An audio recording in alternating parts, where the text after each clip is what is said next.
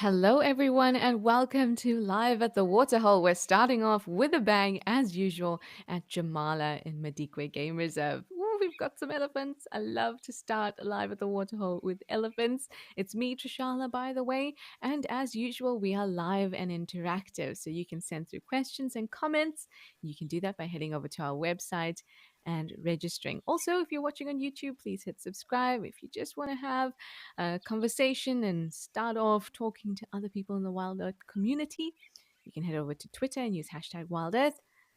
And if you just want to sit back and relax and just enjoy your drink or your snack, like you've got a picnic basket and you're sitting here at the waterhole, please do that too. That's what Live at the Waterhole is all about. It's just an opportunity to move through our different camps here in Southern Africa. To start off, we've got Jamala here in Madikwe Game Reserve. We've got Okukuyu in Etosha National Park in Namibia. We've also got King's Camp in the Timbavati. And as usual, the Juma Dam Camp in Juma Game Reserve in the Sabi Sand. So lots to move through, and a little later on, when we're joined by Africam, we'll have even more cameras to delight us. For me, Live at the Waterhole is all about the sights and the sounds, but I am here to answer any questions that you may have. Sometimes it's just really relaxing to sit and watch a waterhole. Of course, I love to be able to listen to your questions and discuss topics and learn together. But at the same time, nature is not all about learning, it's also about just enjoying and feeling connected. So we're going to have lots of bits of silence where we just enjoy the sounds, but I'm always here if you need anything.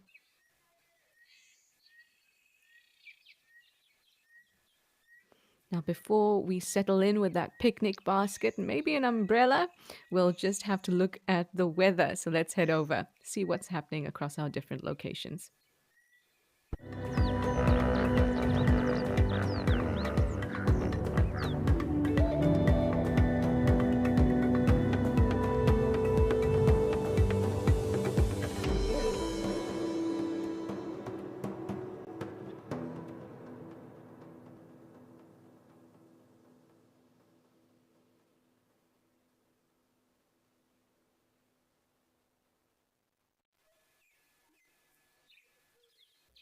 Yep, we're definitely going to need an umbrella for a bit of shade as we sit at the waterholes with our picnic baskets. It's really warm across all our locations except Oldonyo up in Kenya, but we'll only be reaching that cam a little bit later once Africam joins us. Looks like they're getting a little bit of rain. But here in Southern Africa, temperatures are very, very warm. So, in a way, maybe we're glad to be enjoying the waterholes virtually. Never mind the weather, I'm always happy to start the morning like this. We get to just watch animals doing their thing, unencumbered by the presence of anybody else. And then we've got quite a bit of splashing happening there. Oh, yes, really enjoying themselves. Now, these elephants have been here at Jamala for a little while, so they've already settled in.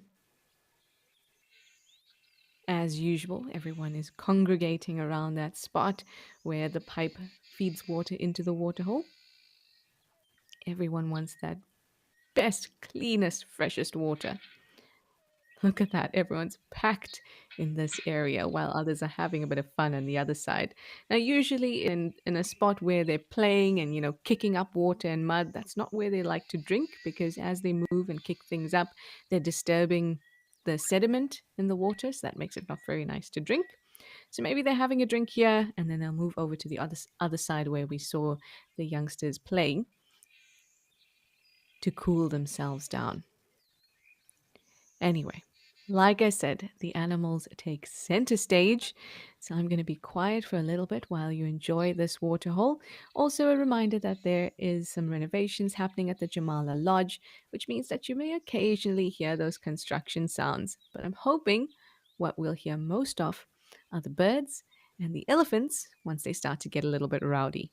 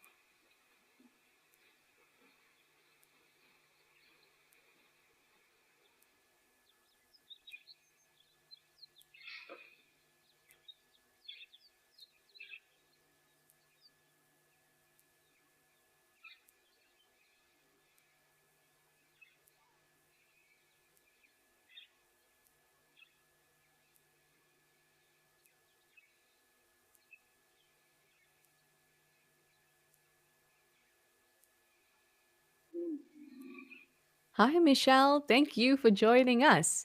It's always nice to come back and do a bit of live at the Waterhole. It has been a while, and I'll be with you up until about the 11th, just doing this morning section. And I do really enjoy it. It gives me the opportunity as well to have some space and make some time to just be immersed in wildlife and wild spaces. I mean, we're not always so lucky to get elephants all over the place and something happening at every waterhole. Sometimes there's nothing happening at any of the waterholes, and that's just how the bush is.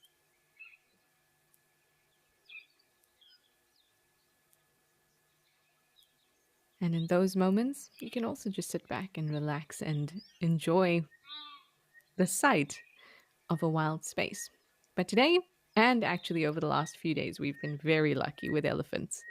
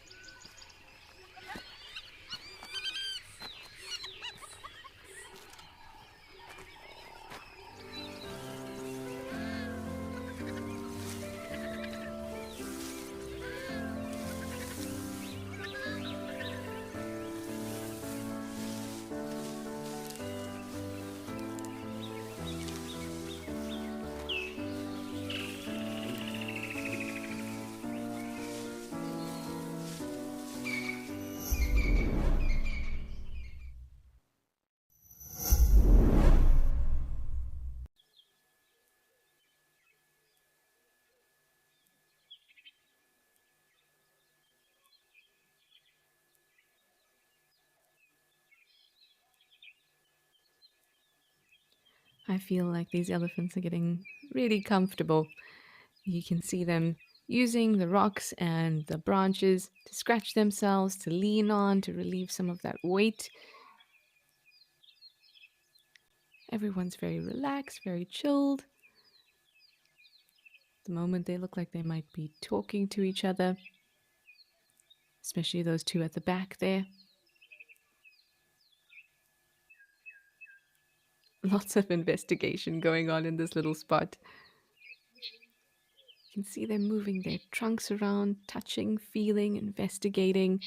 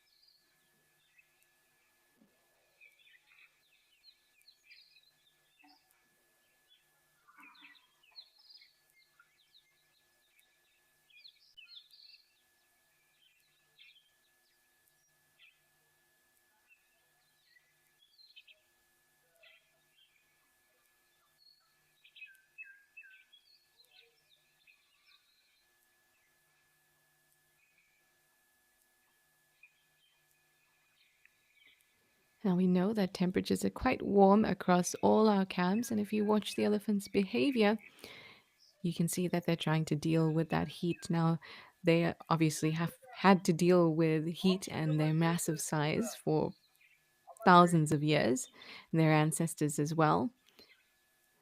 You can see them flapping around, their ears. Sometimes they're standing very still, and that's something that you see particularly with animals that are well suited to arid environments, like Gemsbok or Springbok.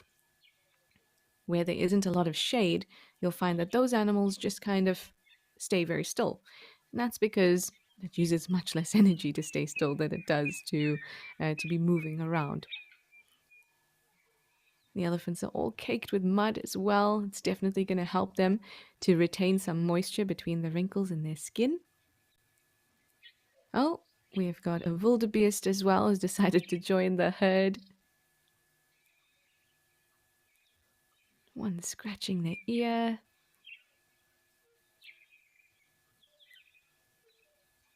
So relaxed. As the wildebeest are coming through, though, notice that some of the individuals put out their ears. They stuck them out statically for a moment.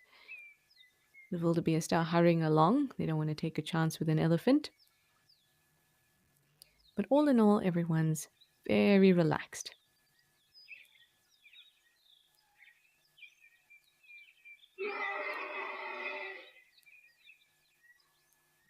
Apart, of course, from whoever it was that just screamed in the background. And when I hear that kind of thing, especially if it's one occasional shriek, it kind of tells me that they're getting a little comfortable. I know it might seem the opposite of what it sounds like, but they're comfortable enough to be together and almost show irritation, because that's a different kind of vocalization to one that you'd hear if something was really wrong. Then you'd hear quite a few of that kind of um, screech, but also trumpets, and it's very high energy. This one was just an occasional, "Hey, you're getting in my way," probably coming from one of the individuals right here as they're congregating around that nice fresh water.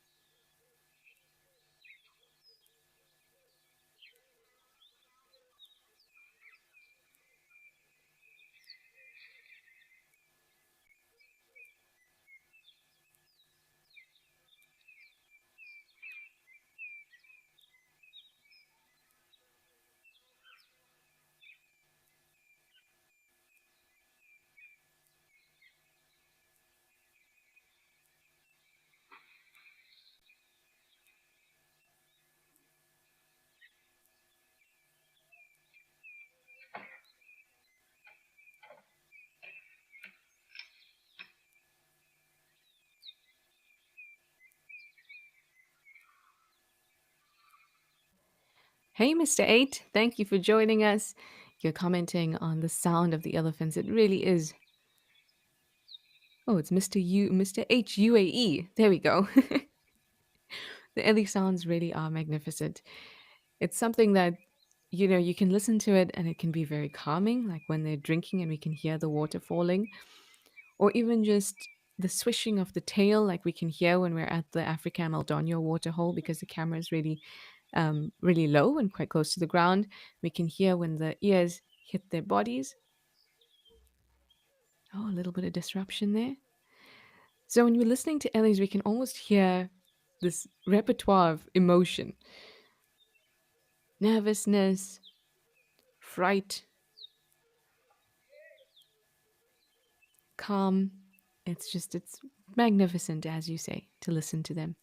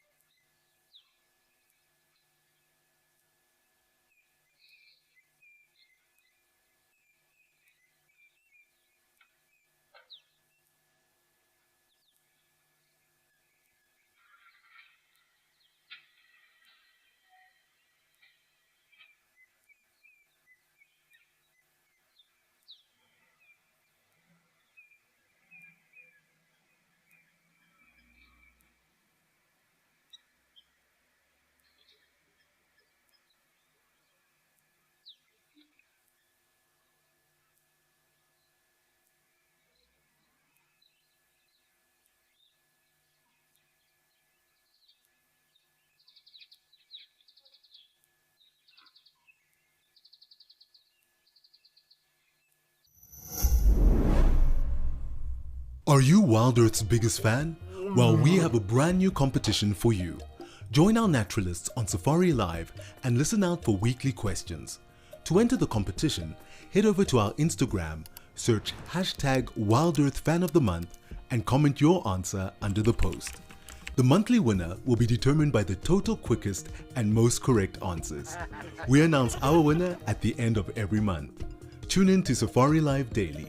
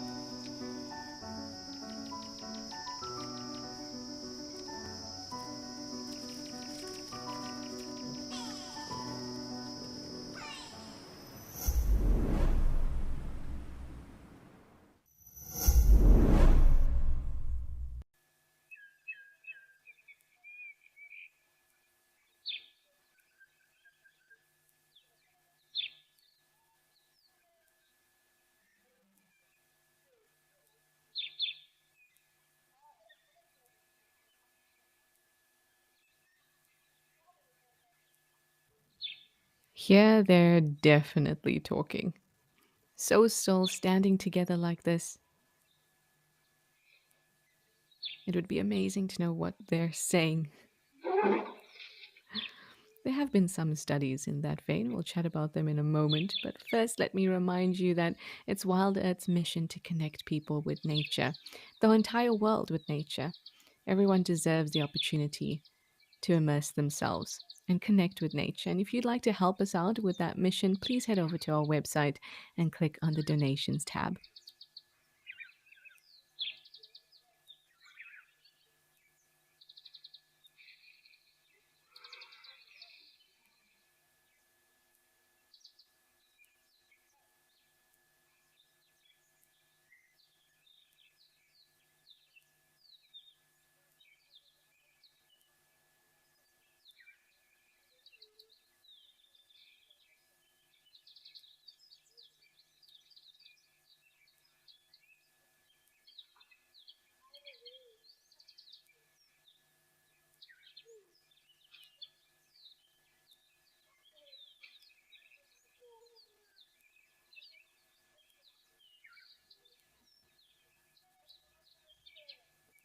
So we have concluded that this group, standing close together like that, having their trunks on the ground, even though the youngster on the left looks like it doesn't really want to be part of this conversation, so it's going to play around a little bit.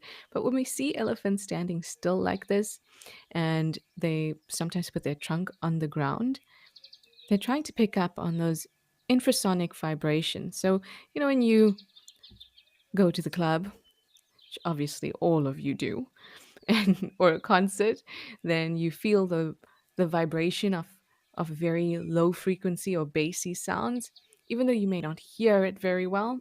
So that's what infrasonic sound is. It's sound that's below our hearing threshold. Those sound waves are really, really long and they can travel long distances. And we feel them as vibration. Elephants can hear them, but they will also be able to feel them as vibrations. And so by placing their trunk on the ground, it's an additional limb to perceive those vibrations or to pick them up. So when we see them standing still and close together like this, all four legs firmly planted on the ground, plus the trunk, it's telling me that they're having a conversation or at least listening in to something that's happening amongst this herd or maybe even further away.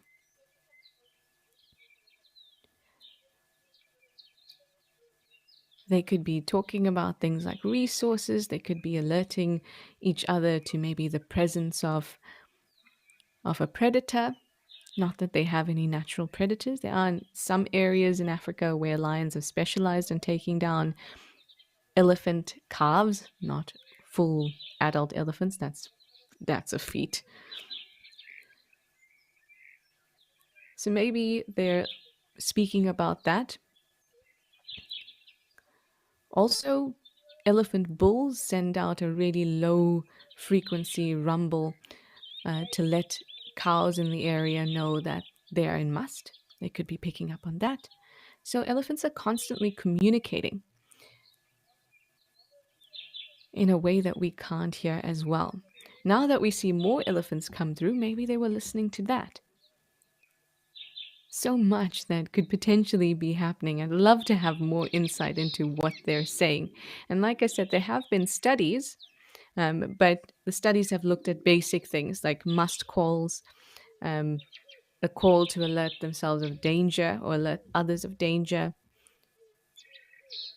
And those particular studies were done with forest elephants, African forest elephants, not really with African savanna elephants. Studies have been done, but more comprehensive studies in terms of communication in elephants have been done with forest elephants.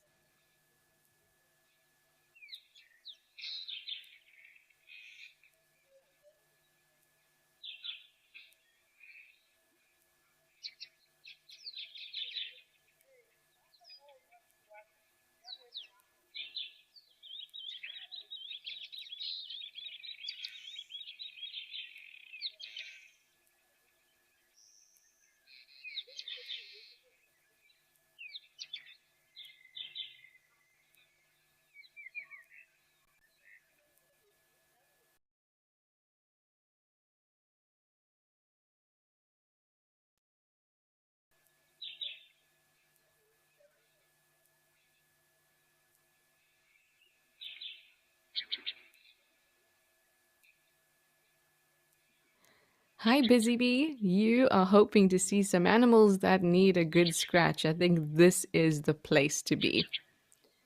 Oh, look at it. They're not going in for a big scratch just yet, but they are getting nice and muddy. And that can only mean that a scratch is imminent. Look at them. They're having such a party. Oh, this is fantastic.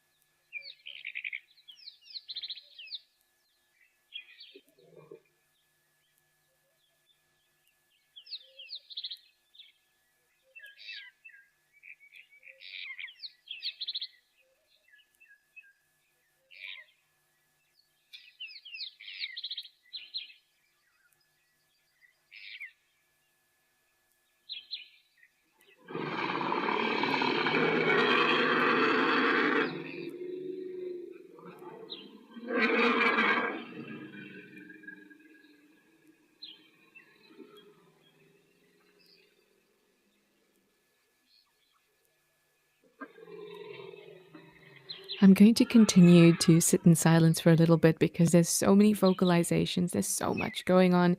Just enjoy it and take it in.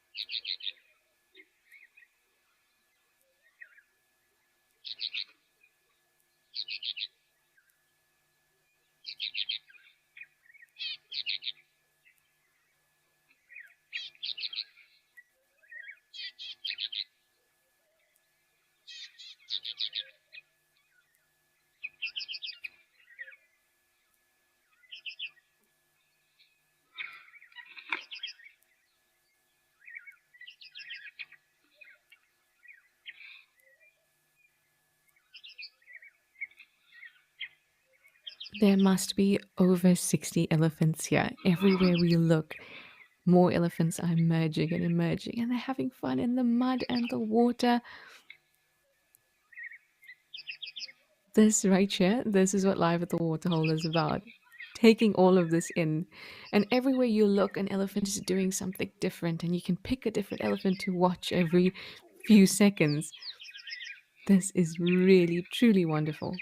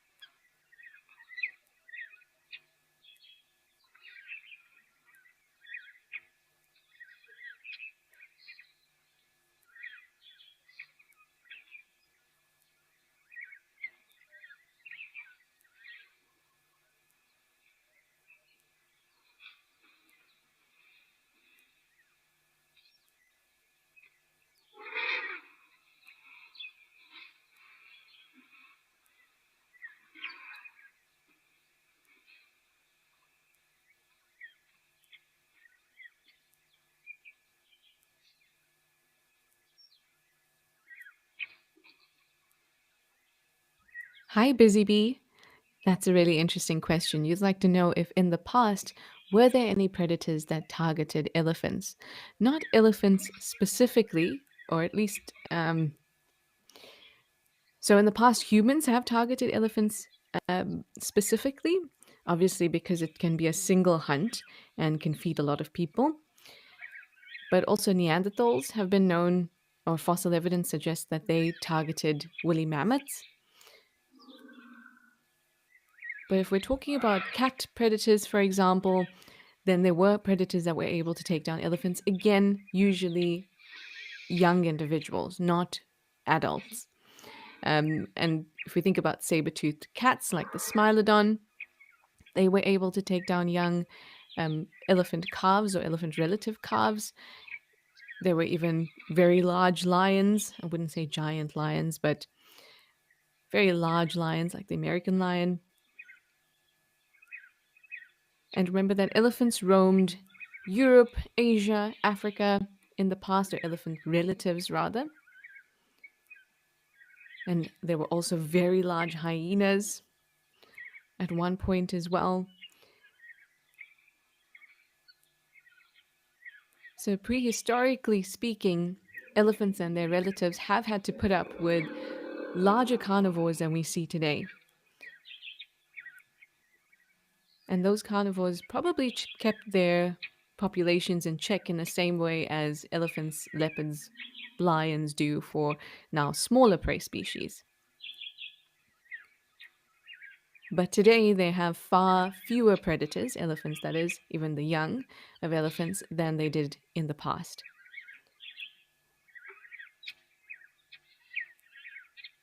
Saber-toothed cats did roam these areas in the past.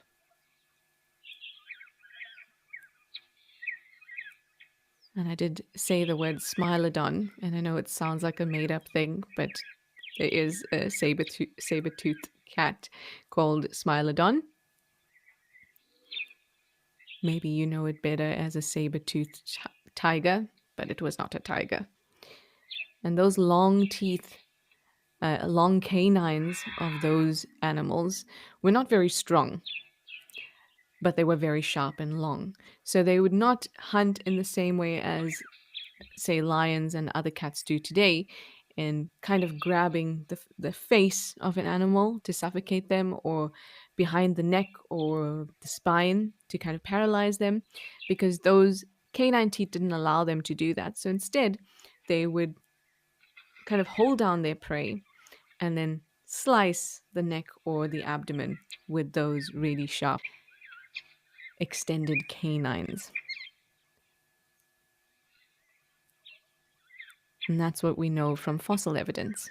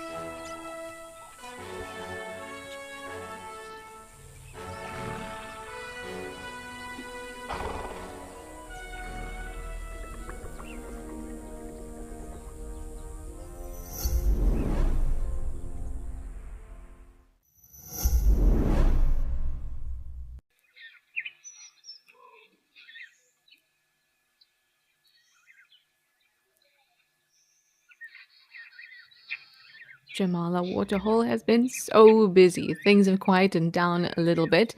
I think that says a lot, considering how many elephants we still see and are moving around. But at one point, everyone was just splishing and splashing about. Look at this youngster. And this really, I feel, offers them so much relief from that heat.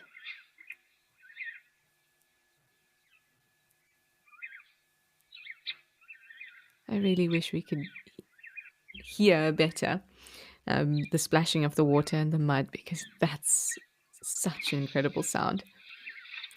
Oh, we've got some scratching happening at the back there. Very low key scratching by the tree line. And it seems like everyone's decided that a good mud is what's needed. And afterwards, as usual, they will then dust bathe and scratch themselves. So I think they might be here for quite some time more.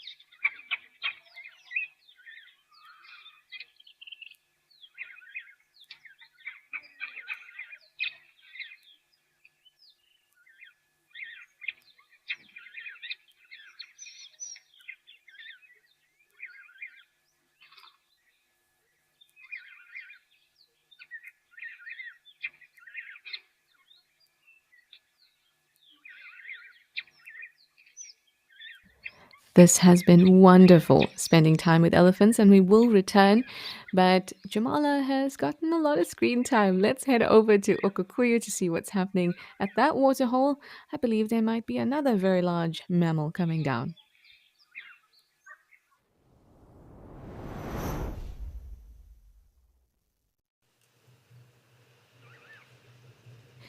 Lovely. At Okukuyu Waterhole National Park in Namibia, you can see there's a giraffe having a good old drink.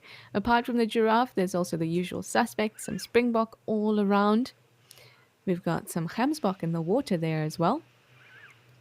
And I'm sure if we get a closer look, others will start to reveal themselves too.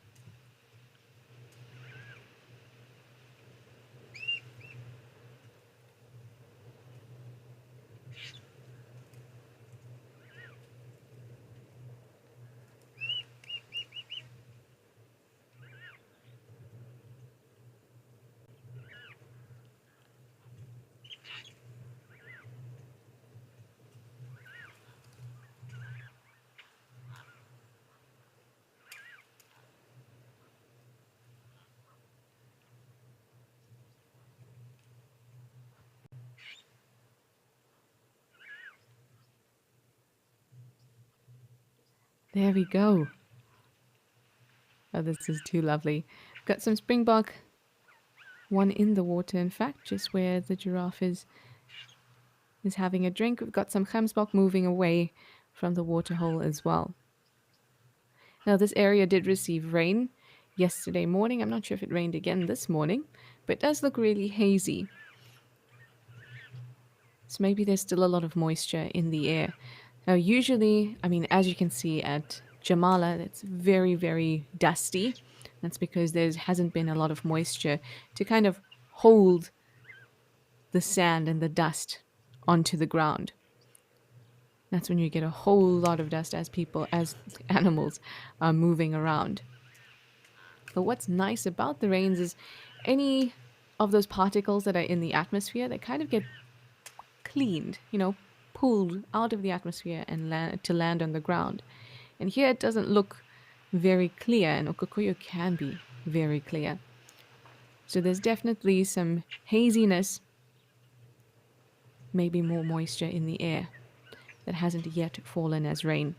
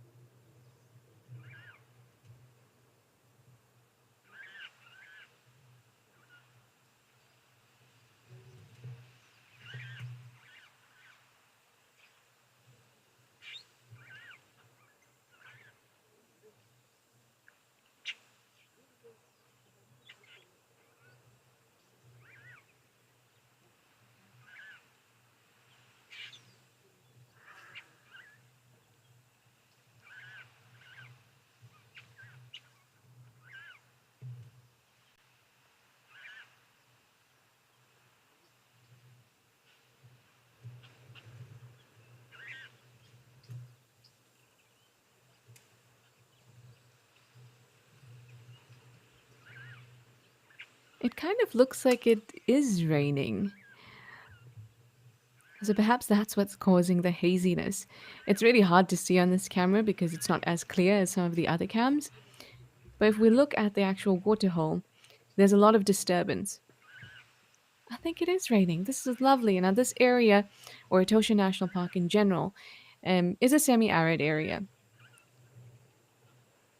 But like the majority of southern Africa, they're receiving probably their first rains since the dry season. And this is a time where the bush really, really comes alive.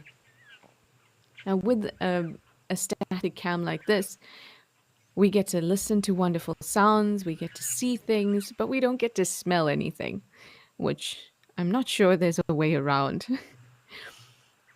But I can just imagine the smell here at the moment. When those first rains hit, all that bacteria that's in the ground, that's dormant, all the trees in the area that have gone into a state of inactivity, they release chemicals into the soil. And when the moisture hits those chemicals, they evaporate. Just imagine, like, something dried on your kitchen counter and you put some water on it, and then suddenly you can smell things again. And that's because of the chemicals in them. Different chemicals have different temperatures at which they will evaporate or become vapor. And that's when we get to smell them.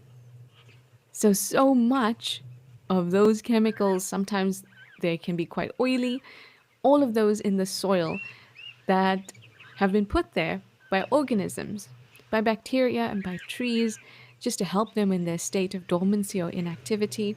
And when those first rains come, it gives us that beautiful smell. You might have heard the word petrichor before, and that's the smell that's used to describe, or the word that's used to describe that smell. And I think petrichor itself means um, something about the fluid of the gods or the blood of the gods, something like that, because that's how divine that smell is. But more than that, that acts as a signal. It lets the environment know, because remember, things are constantly interconnected, the bacteria, the plants, the animals. The whole environment then begins to know what, oh goodness, there's that smell of the petrichor. There must be moisture around. It could signal things. Along with the smell of the petrichor, you know that the first rains have hit, and obviously that smell is stronger around the time of the first rains because those chemicals are more highly concentrated. After or over time, as it rains more and more, then more of that scent gets lifted into the atmosphere. So it becomes weaker over time. But when those first rains hit, the smell is very, very strong.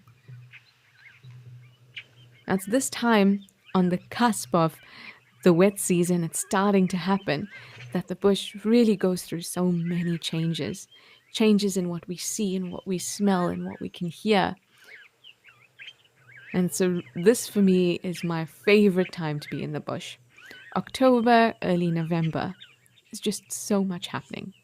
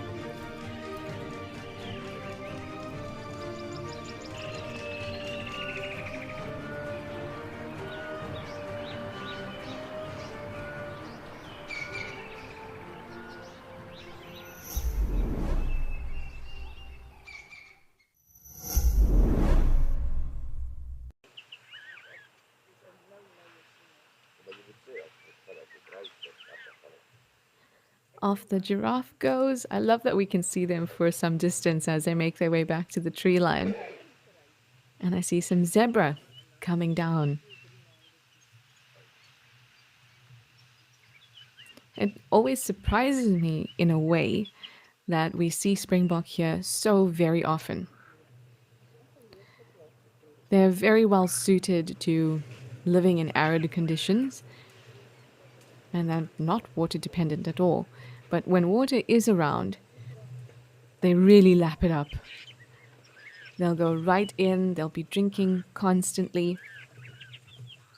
And I suppose just because your body can be pushed to the limits doesn't mean it has to. Maybe that's a lesson for all of us, actually. Just because you can doesn't mean you have to. If your resources are available, take it easy.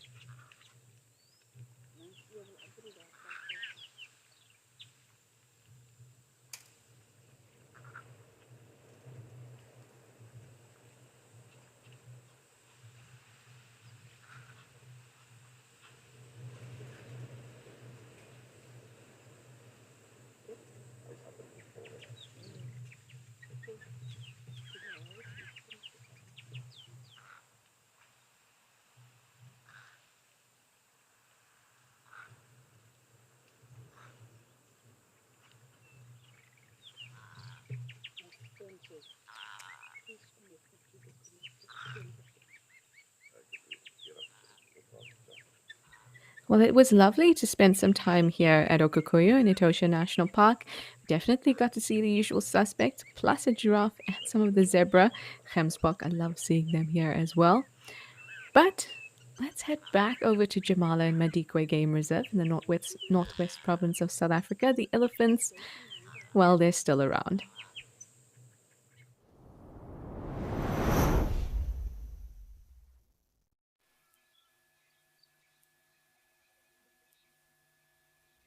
Wow, the one individual looks so red. I wonder if that individual actually came to that little pile of freshly dug sand that's quite close to the Jamala Lodge where the construction's happening, because that is proper red. Remember, I told you that in certain parts of Jamala or certain parts of Madikwe are really, really, the soil is really, really red, including this area where Jamala is.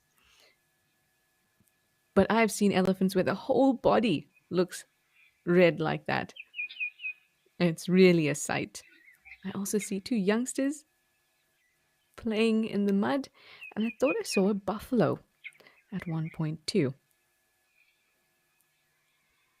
There, those two are.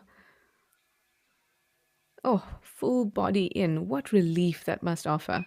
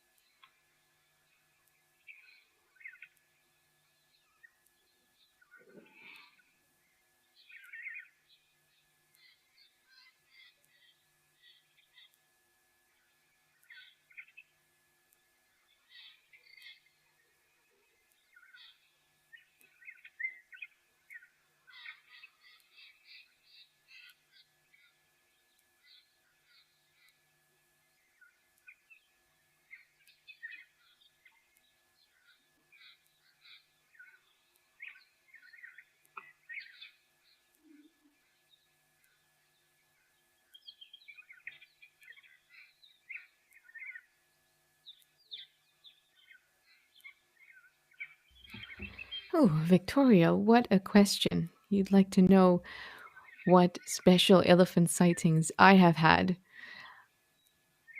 Countless. Honestly, countless. My best sightings of them have almost always been large bulls. The bulls that are not in must, but are very large, very, very large. And they are often on their own, and they seem to be very calm. And when we see elephants in a breeding herd, there's a different kind of fun that happens. But at the same time, it's not exactly calm. I mean, look at these two cubs having a go at each other. But with old elephant bulls, they're so patient. They move with such purpose. And one that I had most recently when I was at Juma, it was my camop and Po and I, and we were sitting way down at Twin Dams. So that's the dam on the southern boundary of Juma. Oh, look, more elephants coming through. It's amazing. And we were watching these two, and they were doing something just like these elephants are doing right now.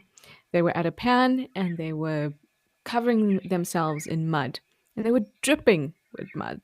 And they were quite far away from us at that point, and we were just sitting patiently because the best elephant sightings come when you sit patiently.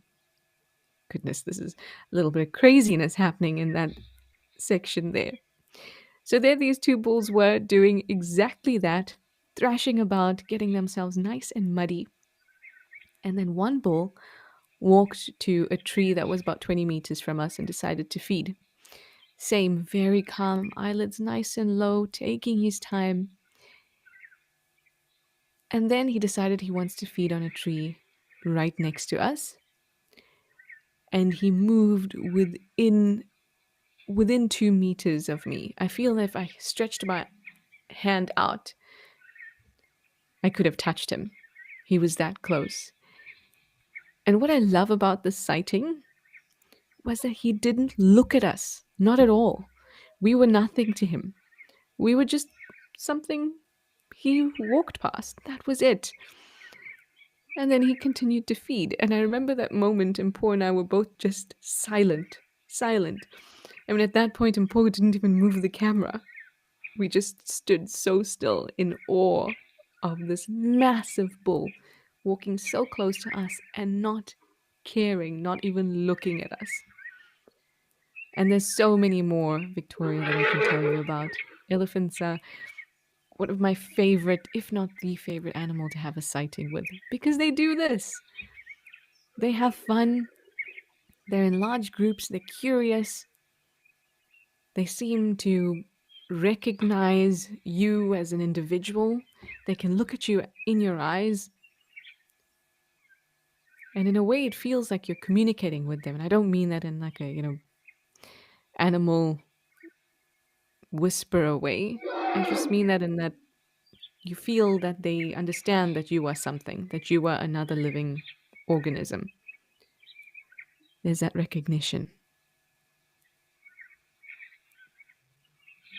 That's why I love spending time with them, whether it's in person or virtually, just like this.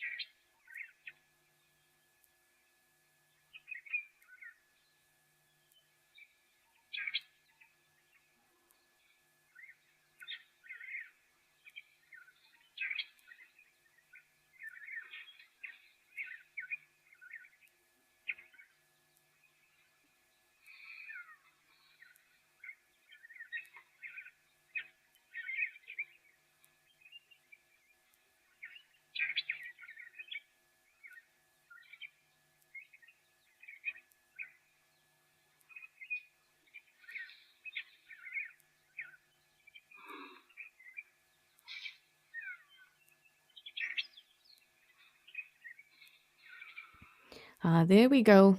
There's that buffalo relaxing over on the other end, away from all the very excited chaos of the elephants.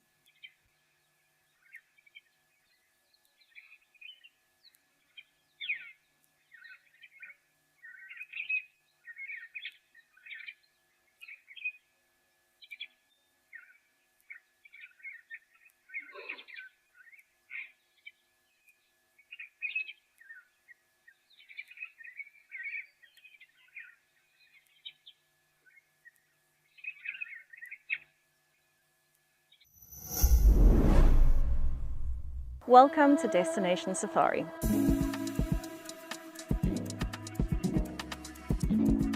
This evening, steeped in history, we are going to be exploring Leeuwenbosch Country House and Shearers Lodge.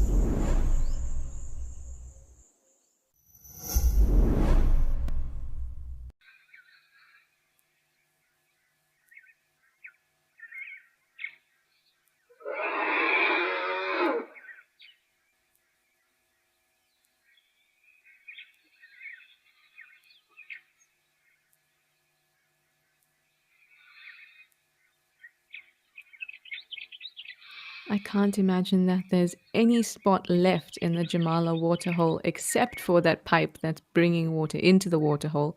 I can't imagine that there's any other spot that's good enough to drink for these elephants. They've been rolling around and kicking up so much mud and sediment, and they're continuing. Oh, look at this, rubbing themselves in that mud.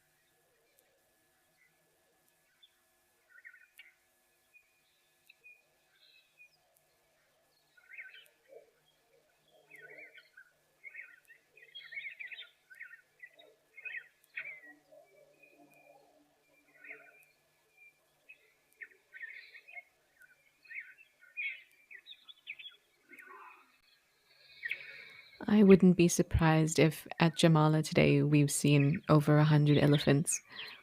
They just keep on streaming through, and as others leave, more come in. We've still got that buffalo in the middle between all of them, as well as some zebra that have come down.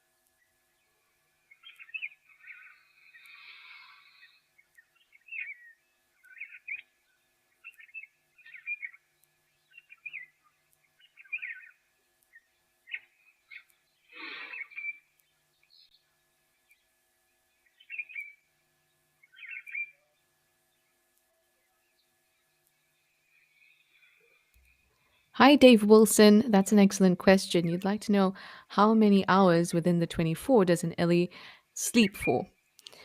Elephants actually sleep very little. We'll talk about two different circumstances because in captivity, we can understand how elephants um, live if they don't have to constantly be moving and have to avoid predators. But first, let's talk about in the wild. In the wild, elephants will only really have proper deep sleep for about 20 minutes to an hour and not in one go. They'll break that up into little bits, maybe naps that are about 10 to 20 minutes a couple times. They will rest more than that, and calves will sleep more often than adults do. And that's the same for all mammals, young mammals. Little babies need more sleep than adults do. And when elephants sleep, they tend, or especially the deep sleep, they tend to lie down. But they'll lie down on a spot where they can easily hoist their body back up when they need to. So maybe a little like a dry riverbed along the bank, they'll kind of lean on the bank or they'll lean on a termite mound. But they can also sleep standing up and have deep sleep standing up. And that's because they have um, ligaments and tendons in their legs or in their feet that allow them to stay upright without using energy. It's called a stay apparatus, and it kind of works like a ratchet. So it doesn't take energy for them to lock it in place and then stand there. But if they're going to take that proper REM deep sleep that's needed for any mammalian brain to be healthy, they'll do that lying down. Now, a lot of research is currently happening into sleep patterns of large animals because large animals tend to sleep very little. And it feels like 20 minutes to an hour of deep sleep doesn't seem that you should be able to survive with that kind of amount because sleep is incredibly important for allowing your brain to sift through all the information it's collected in the day. Because even though we may think that, oh, okay, no, today we worked really hard, so there's a lot of information that went into our brain, every day your brain is bombarded with information. There's information that is not important. As long as your senses are working, it's collecting information about the neighbor's lawnmower going or your complex gate opening. All this kind of information is there in your brain. And your brain needs to rest, or we need to rest so that our brain can figure those things out and sort that information out. I'm being really simplistic here. There's a lot more functions that go on, but this is a basic way to explain it. So, a lot of research has been going on into how large mammals can survive with so little sleep. The same goes for giraffes, for seals, and we don't have an answer just yet on how they survive on so little sleep. Now, elephants in captivity, they tend to sleep more often and for longer periods. And they can sleep for several hours. But again, maybe that's not a result of them not having predators and not having to move around very much. Maybe that's a result of them adapting to a lifestyle where they're in captivity. Now, those numbers that I gave you for captive elephants are for Asian elephants, because African elephants, whether it's the savanna or the forest elephant, do not do well in captivity.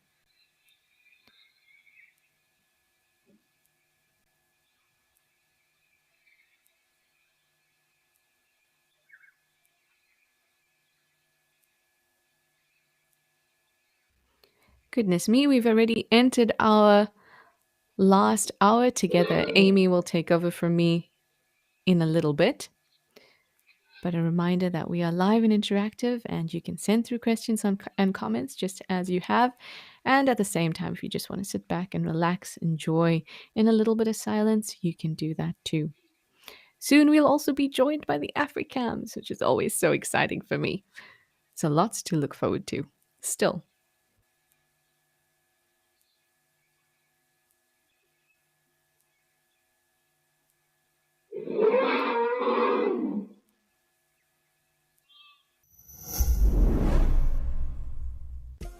Attention all WildEarth fans.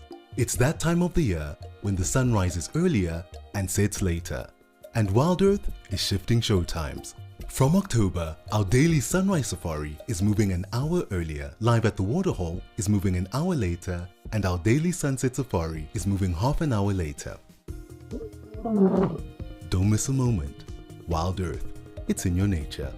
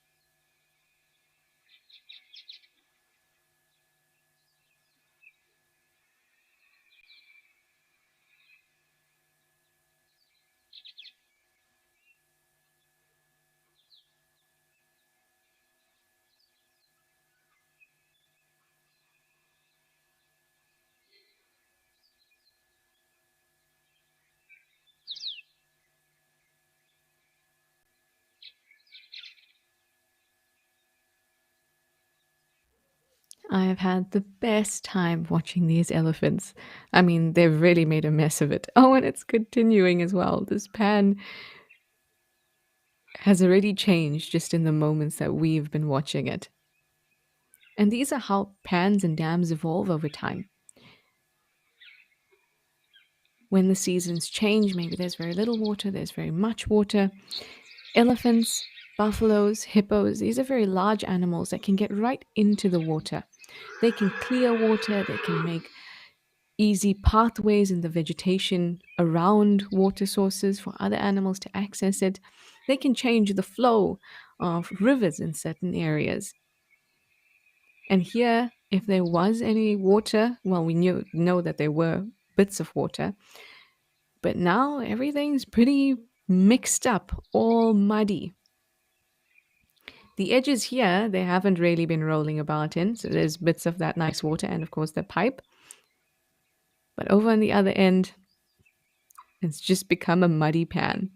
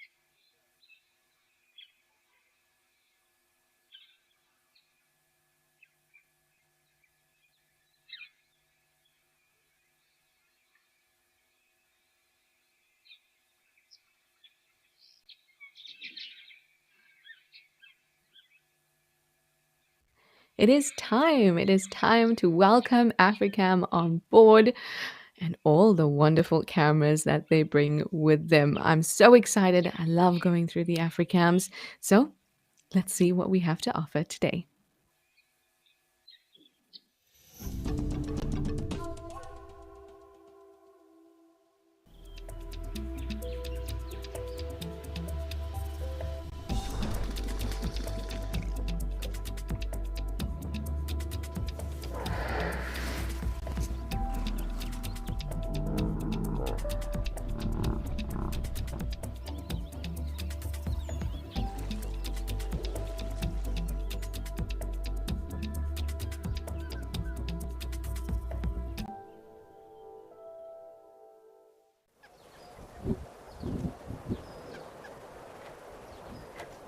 Beautiful elephants all round. We're here at Africam Tau Lodge in Madikwe, in the same reserve at Jamala where we've been spending the most of our time this morning with Live at the Waterhole, and elephants have been the stars of the show this morning or this afternoon.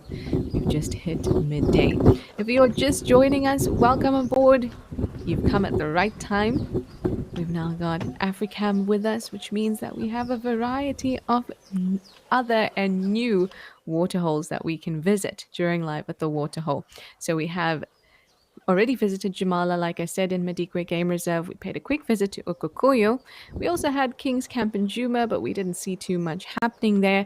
But now that Africam is with us, we can also visit Tembe, Aldonyo up in Kenya, Tau, where we are now, Kwamaratan in the Pilansberg, Rosie's Pan in Baluli, and Katai Pan as well. So much to be spoiled with, and we've reached Tau at just the perfect time because the elephants are coming down and doing very much the same as the elephants in Jamala. So that tells us it is well and truly a hot day, and it's all about getting something to drink and giving yourself a nice mud bath to cool down.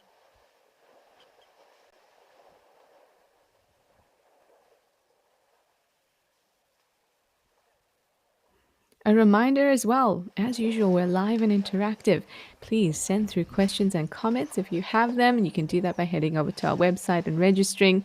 And if you just want to chill, Sit back, relax, watch wildlife, and listen to the sounds. I invite you to do that too.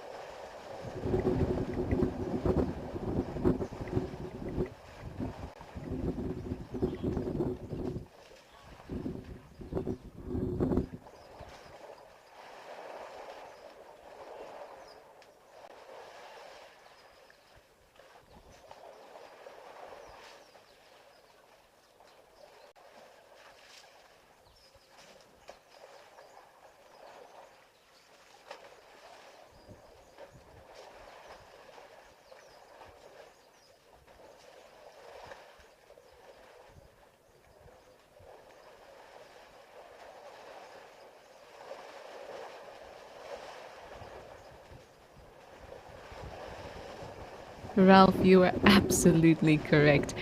And today is all about getting muddied up for these elephants. Just imagine how wonderful and cool that must feel. Now, these look like some elephant bulls in a little bachelor herd. And they can be quite playful in the water. They may roll around, putting their whole bodies in there, even play fighting. So while I don't like to have expectations when I'm out in the bush and I want to just see what the bush has to offer, when I see full bulls like this in the mud on a hot day, I look forward to some playfulness.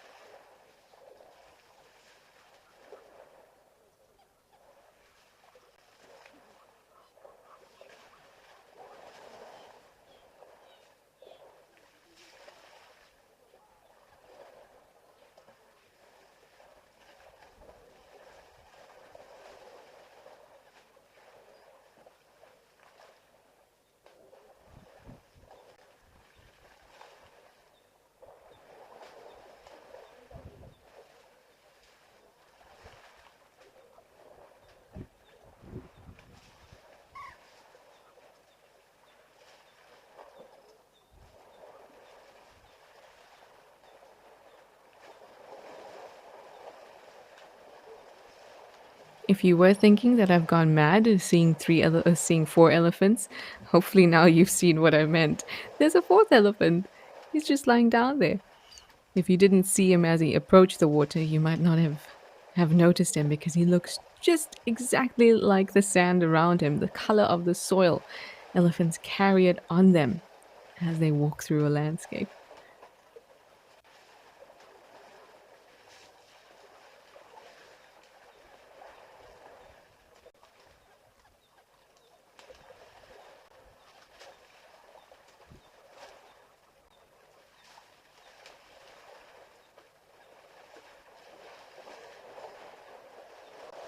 A great example of downward facing dog there. All animals can enjoy a bit of yoga.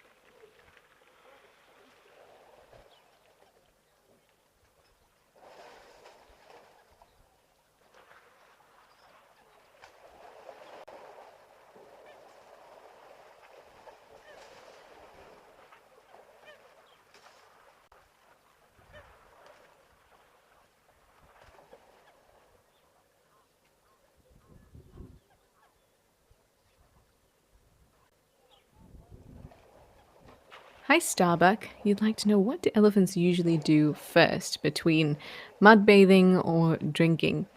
I mean, obviously, it depends. If they're just visiting a waterhole to cool down and not to drink, then they'll jump straight in and roll around like this. But if they're going to do both, they'll usually drink first. And that's because as they're rolling around like this, they're just stirring up a whole lot of sediment. And that's not going to be very good drinking water. If they have two sections, like here at this towel water hole, they can mud bathe here and then go to the other side to drink, then there's really no preference. They do whatever they feel like.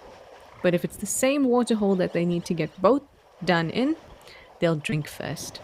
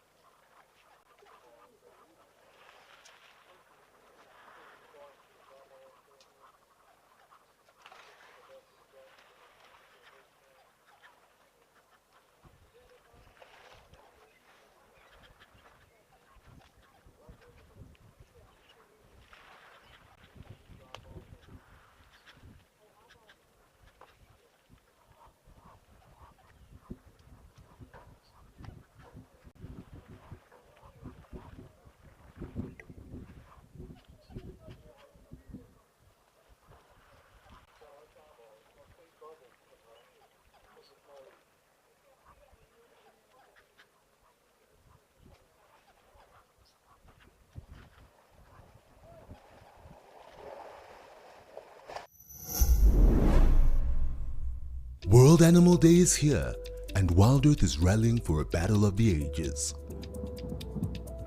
One naturalist reigns victorious, and the time for redemption has arrived. It's Safari Bingo.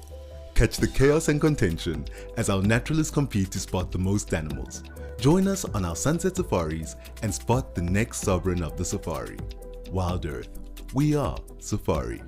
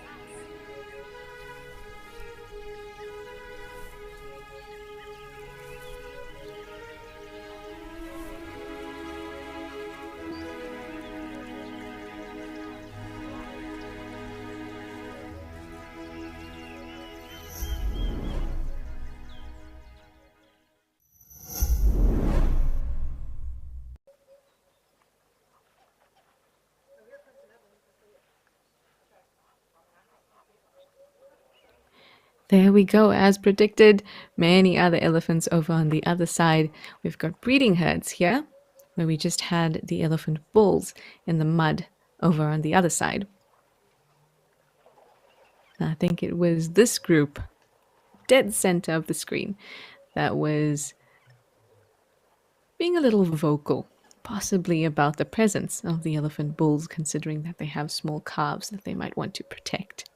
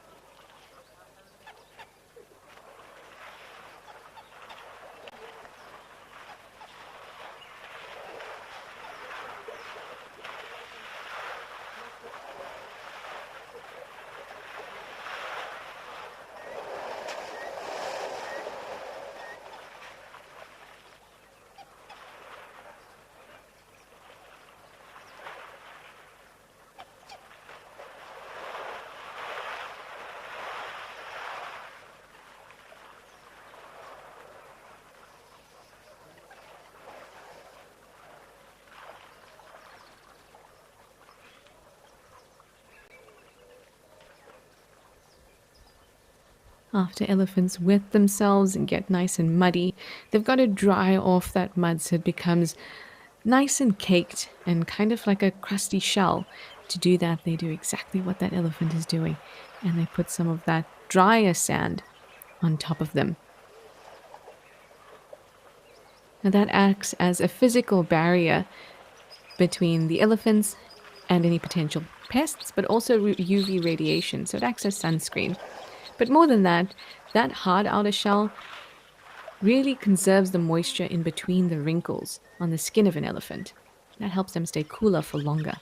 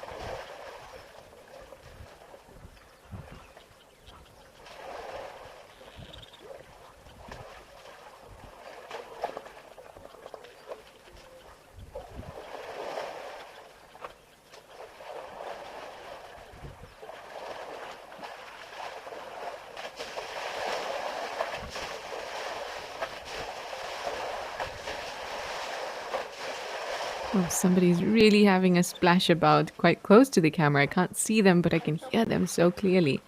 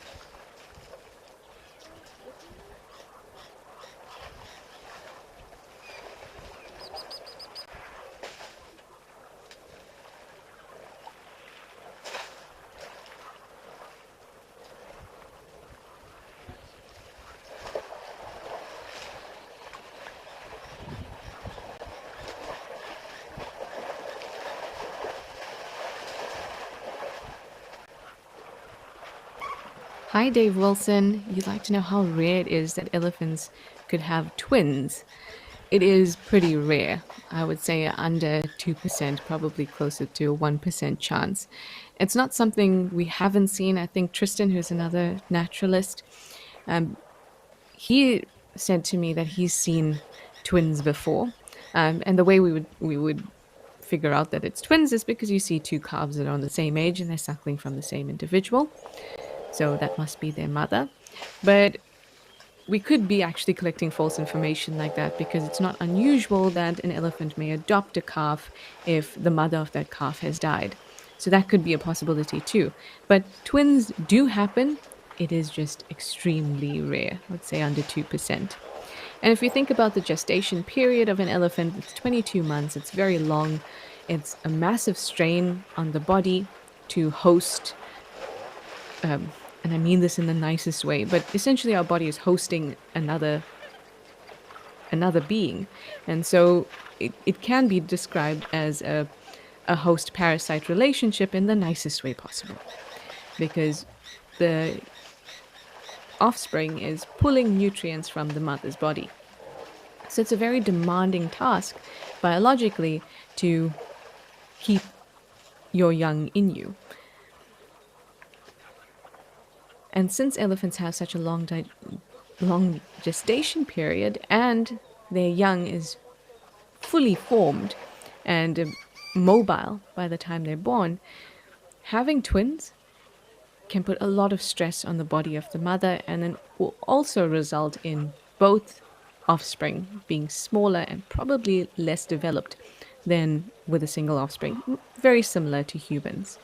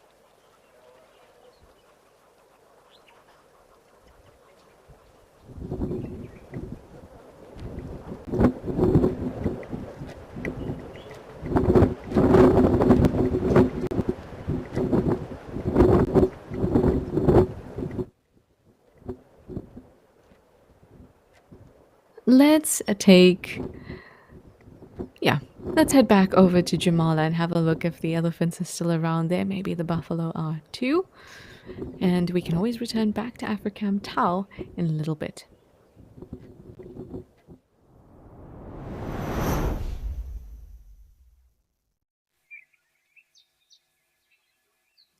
Why was I even thinking that the elephants won't be around? Of course they are. It's elephants everywhere today. It's warm, they need to cool off, and they're loving the water holes. Everyone looks so muddy as well. Elephants are always such a good sighting. They're always doing something. If they're not drinking, they're playing. If they're not playing, they're eating. If they're not eating, they're just always doing something, scratching themselves.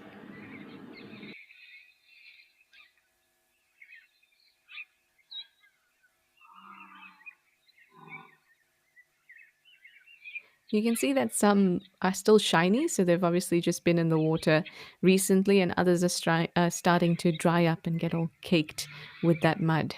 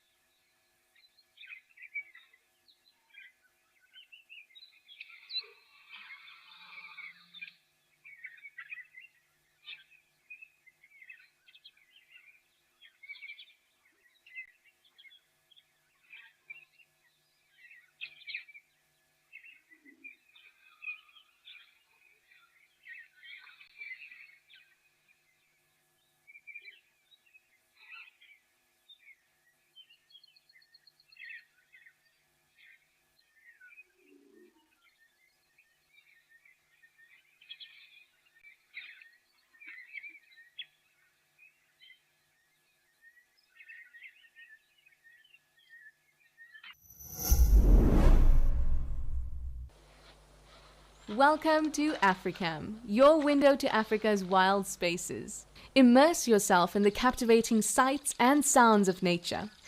With our high-definition cameras, you'll feel like you're right there, in the heart of the action, where every moment is a surprise waiting to unfold.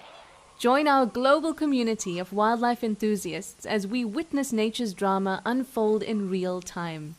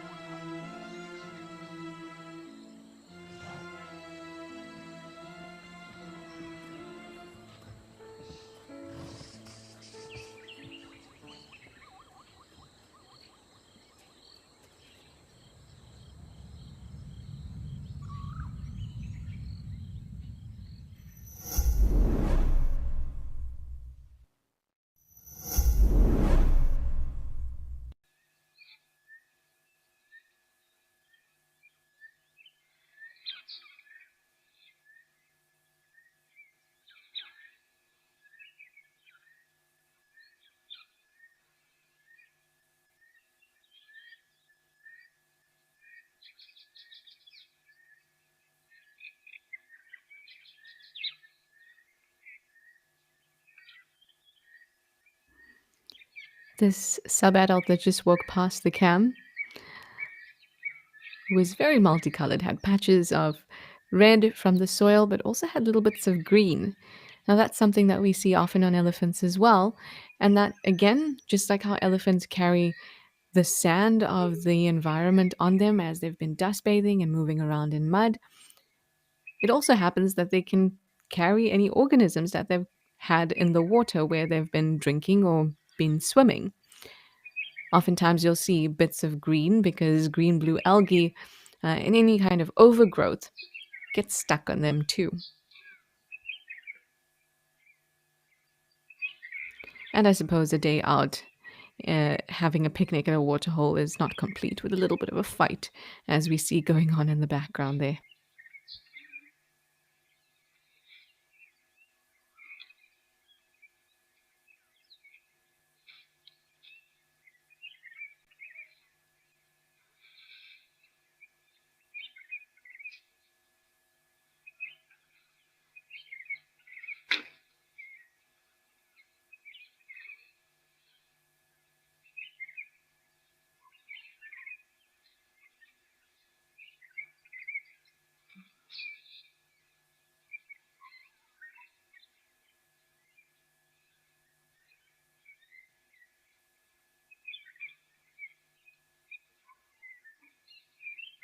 I love the colors here in Madikwe Game Reserve.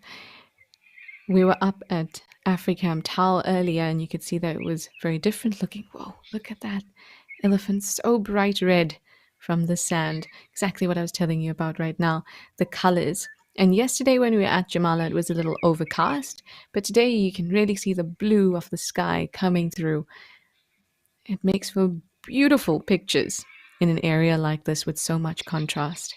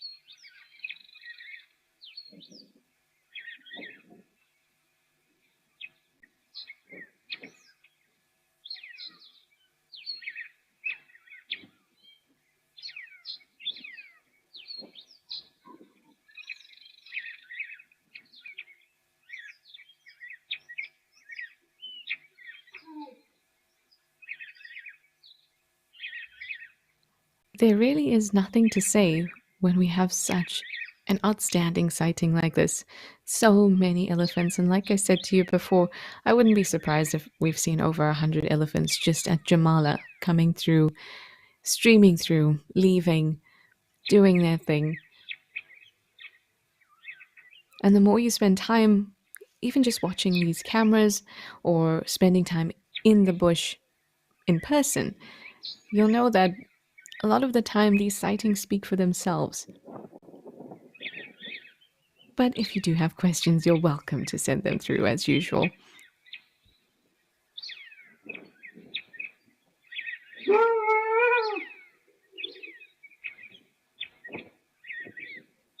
Well, that was an unusual sound. I'm sure it was an elephant, not construction worker. But it's not one I've heard very often. It sounded like a very half-hearted protest.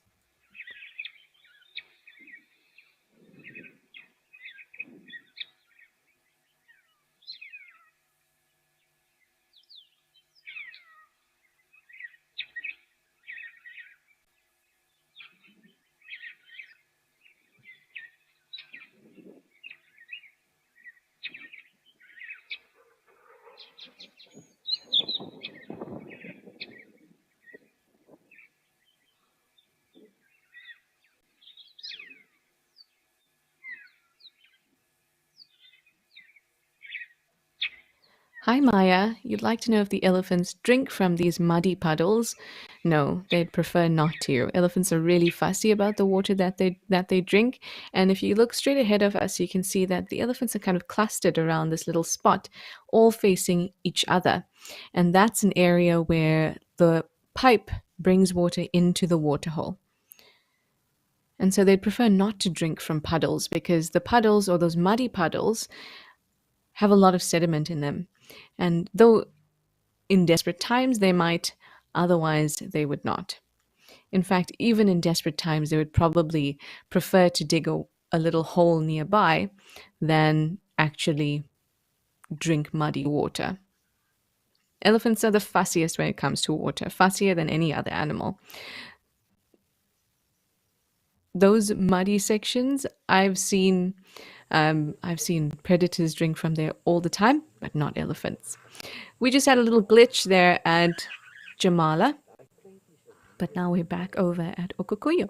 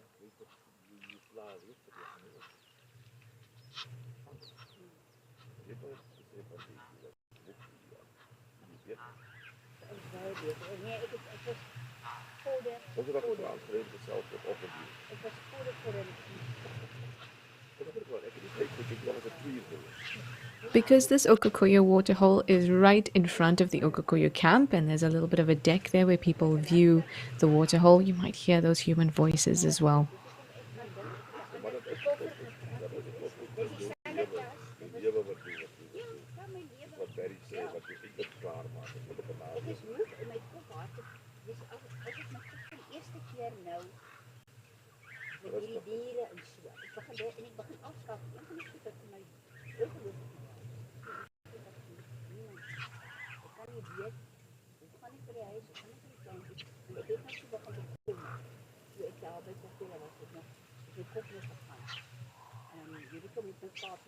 It's nice to see some zebras not having to avoid elephants to get some good water.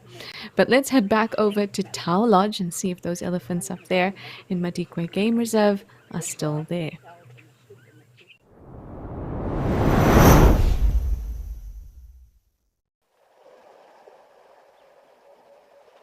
They most definitely oh, this is lovely. I can't get enough of elephants, and here at Africam Tau Lodge, you see elephants so often, just at like Jamala. But this particular waterhole at Africam Tau, it kind of it extends almost around the lodge. You get different things happening at different points, and you can spend time on this Tau camera and find different things all the time. Oh, look at this, right near the fence.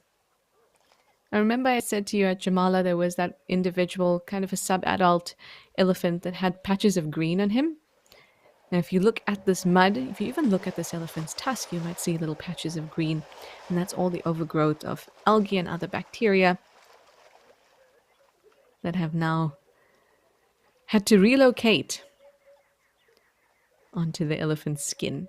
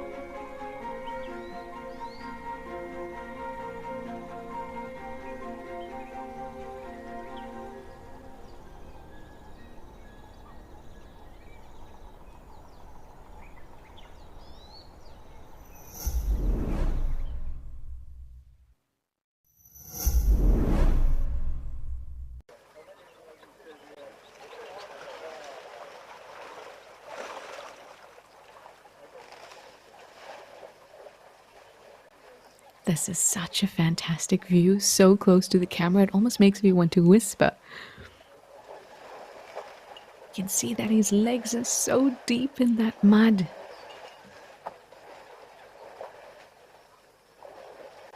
Almost looks like he might get stuck, but he's not going to.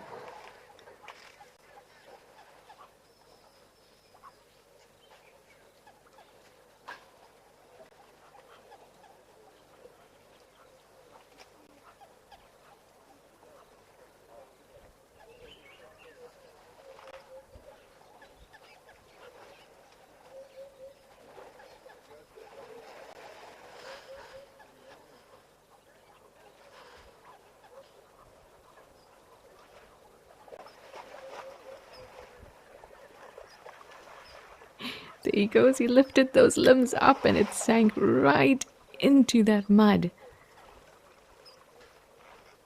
Oh, this is fantastic. Out of all the elephants that we've seen today together, I'm really loving this bull in all that mud.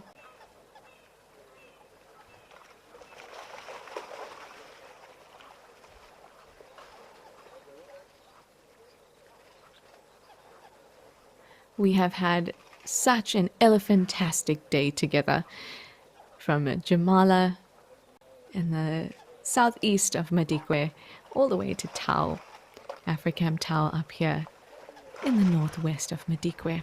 Elephants abound. But it's time for me to say goodbye now. Thank you so much for spending this time with me and the various cameras with WildEarth and Africam during Live at the Waterhole. But now I'm going to hand over to the lovely Amy, and I won't see you tomorrow, but I'll talk to you tomorrow morning. Bye for now.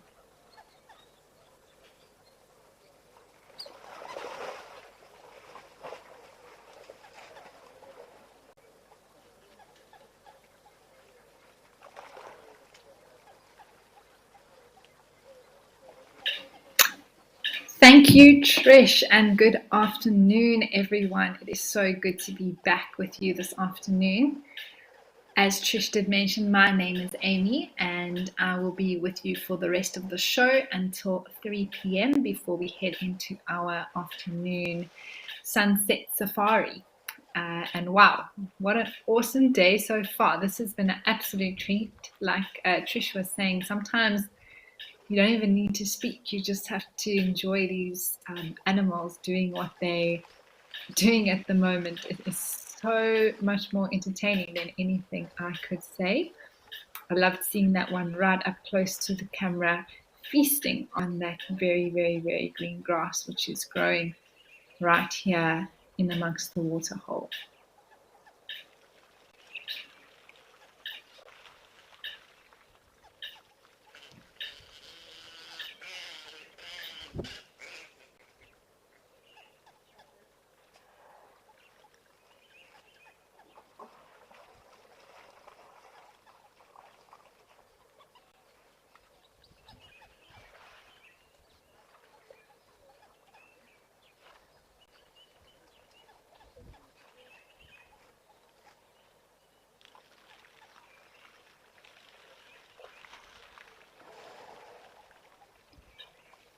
Being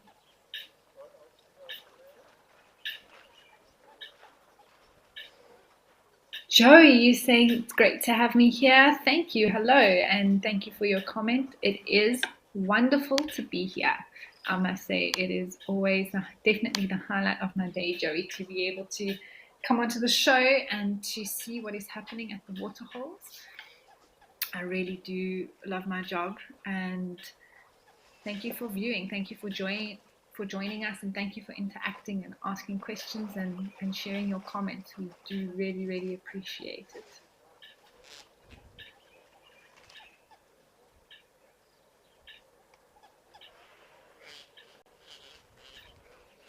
But these elephants seem to be enjoying themselves to another level today. I mean, yesterday was great, but it looks in the background some warthogs are also getting involved. Elephants are not the only animals out here that enjoy a good mud wallow. Warthogs are another one that absolutely love a good scrub in the mud.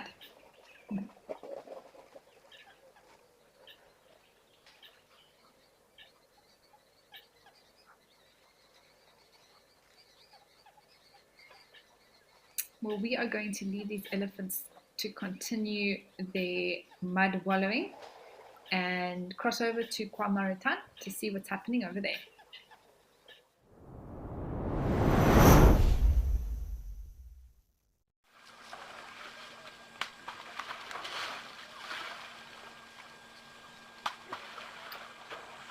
Fantastic, another elephant coming to get itself a good splash full of water, and I'm sure there's some mud bits in there as well.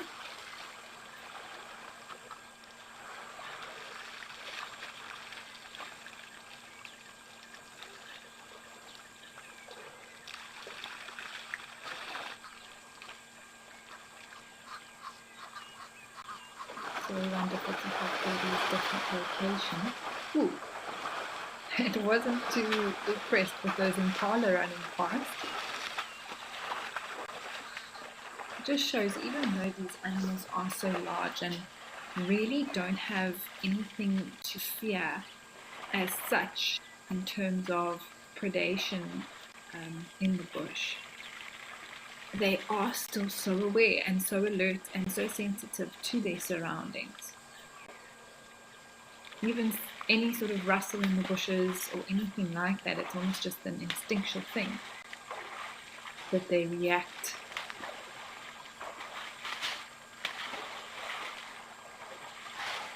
As if they could, seriously be harmed by something like an impala.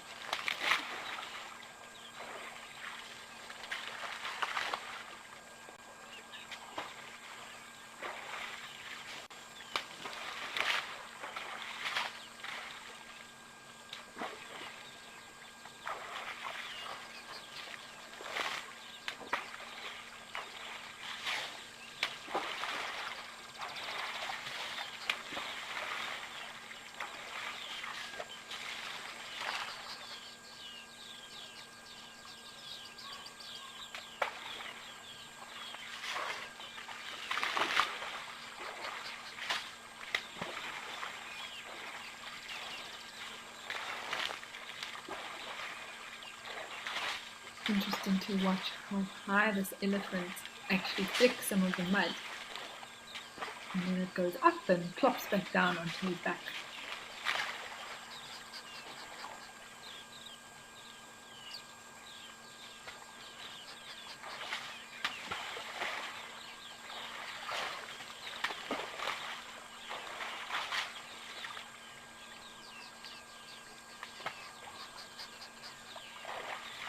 Miranda, hello.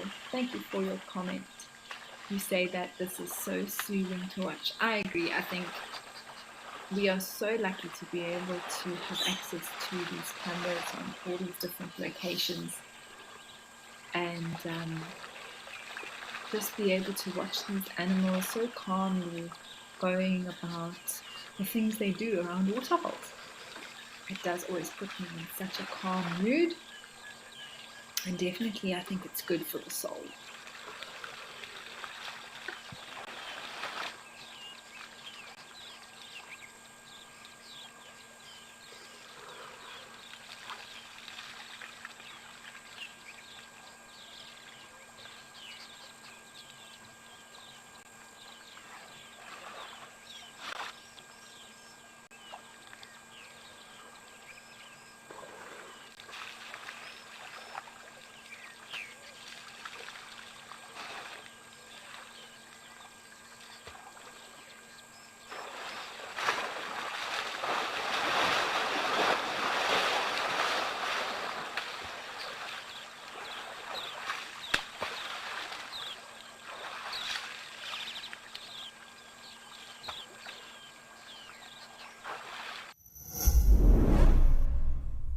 Welcome to Destination Safari.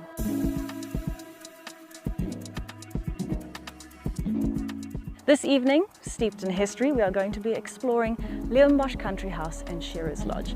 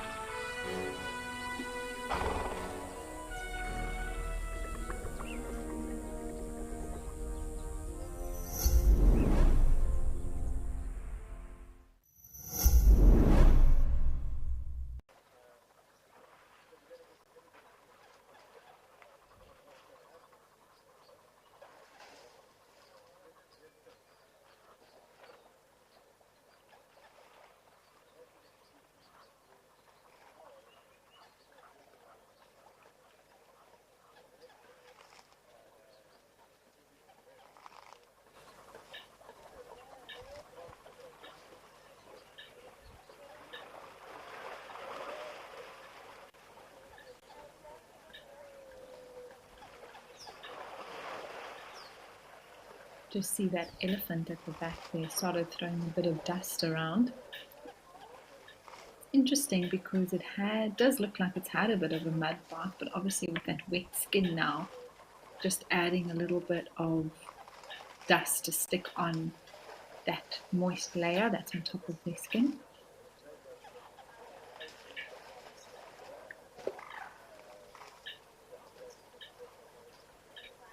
Oh, the one on the right looks like it's gonna lie down. Oh, this is the best.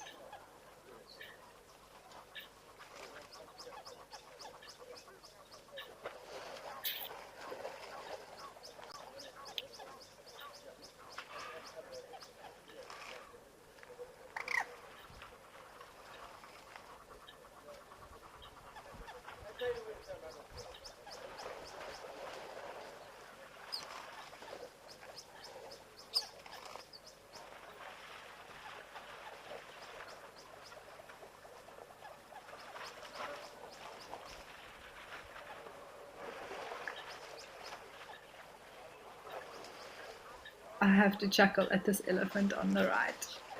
It looks like it's stuck in the mud.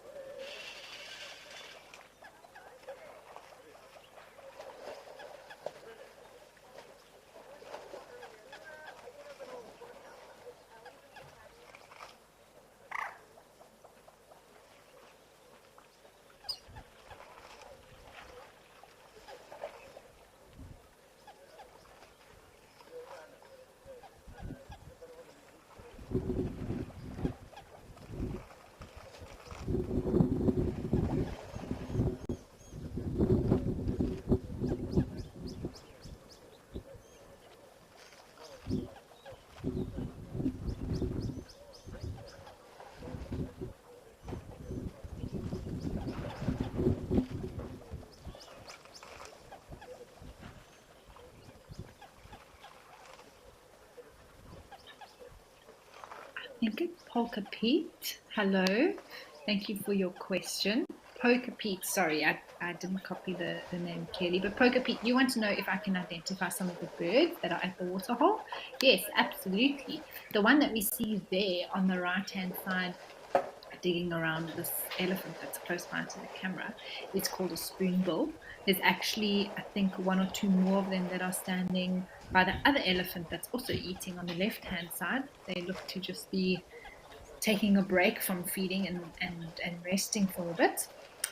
Those are called spoonbills. The one that just flew in on the left-hand side of this elephant, the brown one, a very peculiar shaped head, that bird, and it is called a hammerkop, directly translated meaning hammerhead in English, although its common English name is a hammerkop. So that is the bird there just on the left moving around.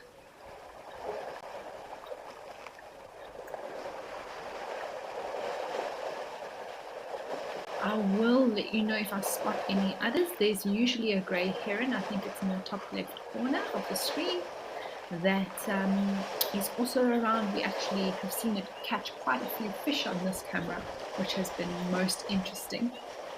I see a smaller little bird landed on the right-hand side of this elephant. It's now going towards the green grass. It looks like some kind of a sandpiper, which is also a little wader. Of course, the birds we would mostly see around the water here would be water birds or waders, small, medium, and large sized, as well as full-on water birds. And then, of course, you'll have some of your non-water birds coming down for something to drink, such as doves, possibly starlings, your other birds that we usually find more in trees. They do sometimes come down to drink as well. There's this hammerkop moving right close to this elephant now.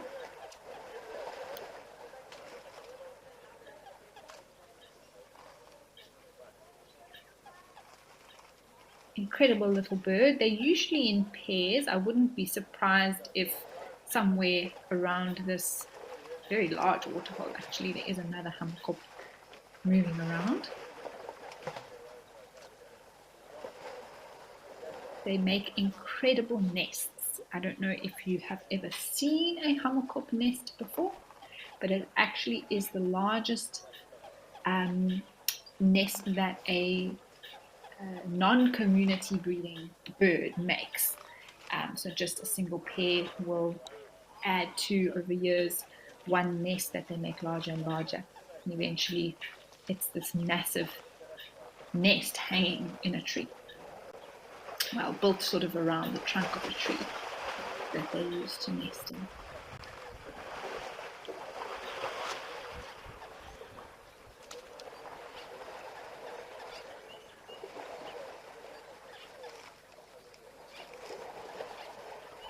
I'm loving these elephants so close to the camera. This is really cool.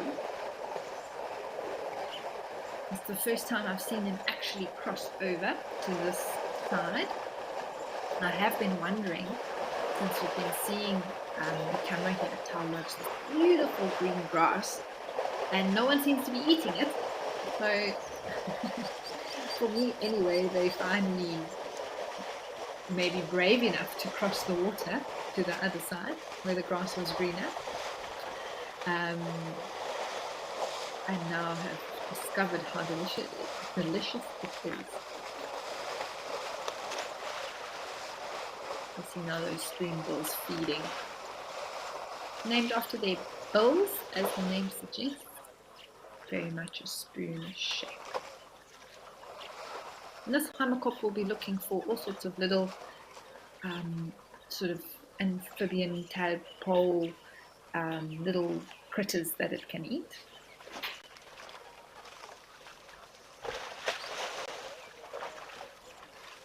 Tasman, thank you for your question. You want to know if hammerkops make the largest nest? So no, not of all birds, but of all single pairing birds. So ones that don't live, like for example, your sociable weavers, they live in a big community in the areas such as the Kalahari. They make massive nests, like unbelievably huge. But there are a lot more of them to build the nests. You can see this little wader now. This is actually very cool. It does definitely look like, oh there we go, we're really zooming in. You can see this hammerkop's head. It's actually the feathers that are extending at the back of the head to create that shape. And then of course the bill that goes straight down like a sharp hammer in the front.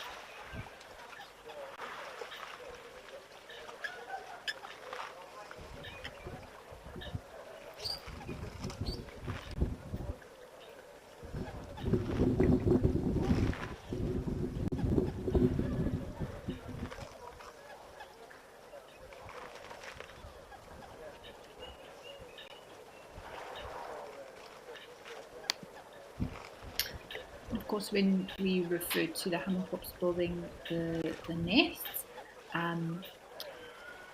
they do that in their pairs together, and within Africa, it is the largest that a pair of birds really huge. Oh, it's not making a bit of a noise there. I wish I could show you a picture, but I can't. But if you just Google hammerkop nest, you will definitely see a very large nest. It is unbelievably huge.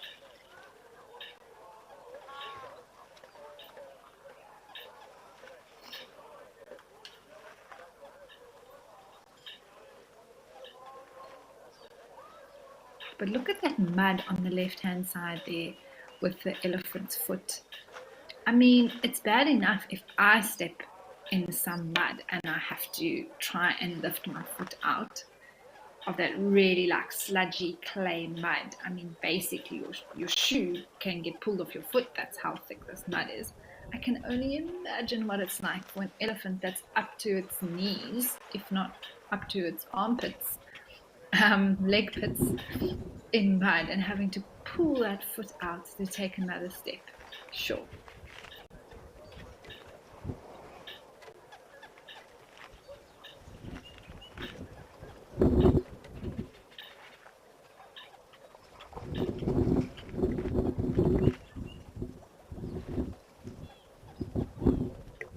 Daniela, you want to know if elephants will ever get stuck in the mud.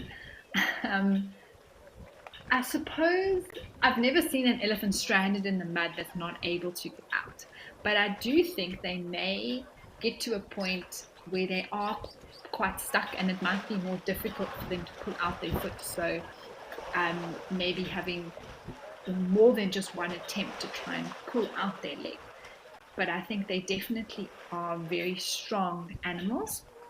And if one wasn't strong enough to get out, it would, especially one of the younger ones, for example, mom or the rest of the herd would be around to be able to use their trunks even to help pull out one of the little ones if they were ever stuck in the mud and were not able to get out. Oh, that's actually a really nice front view of a spoonbill. You can definitely see where it gets its name from.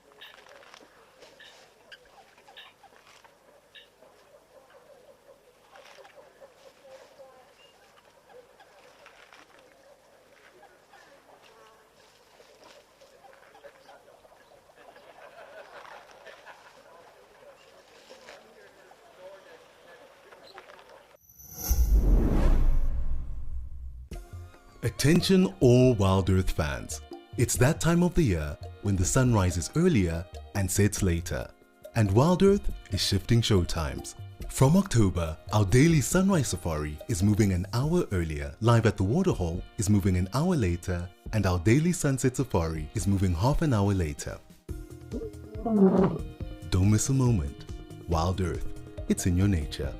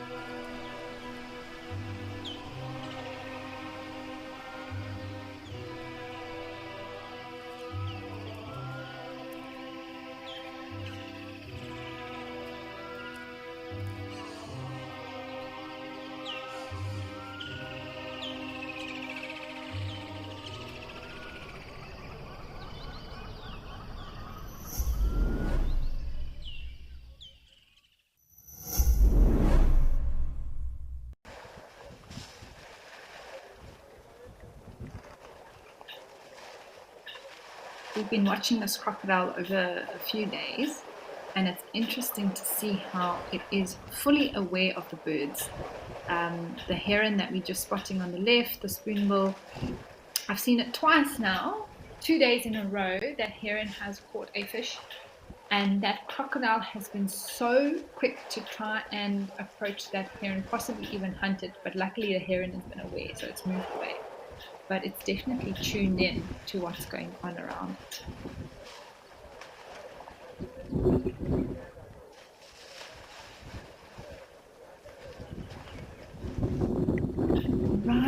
Rosie, thank you for your question. You want to know if crocs would ever try to hunt an elephant.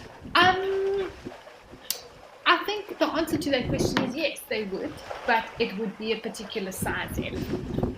It definitely, this big bull in front of us that we're watching munch away on this beautiful green grass is not going to have to worry about a crocodile.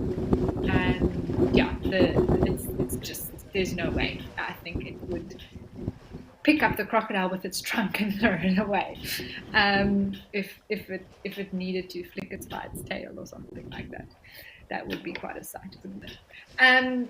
But what I have seen, and I do know that can happen, especially along possibly a waterhole like this, but even in rivers, where the elephants come down to drink in their herds, and there's some baby elephants around.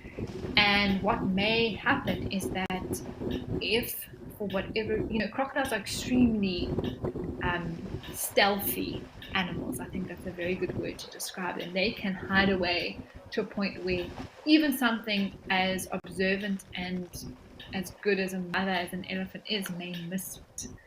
And if that baby elephant puts its trunk into the water to drink, I have actually seen, I haven't seen it happen, but I've seen evidence of, a baby elephant having been bitten on a trunk, possibly even losing the tip of its trunk or part of it because of a crocodile bite.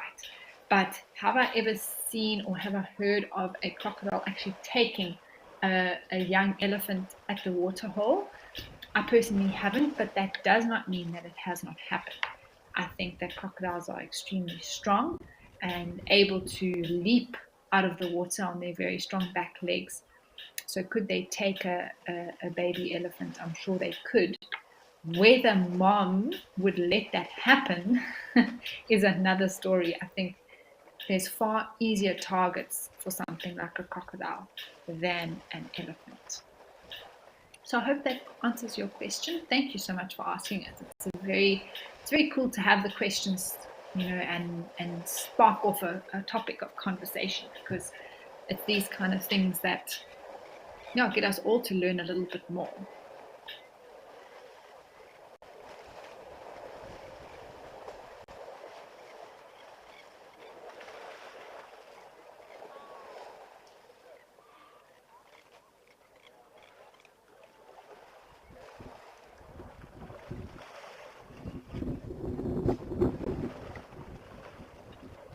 Sure, just watching this elephant walk in the mud, I had no idea that it was so deep here. Wow, that is really, really, really, really deep.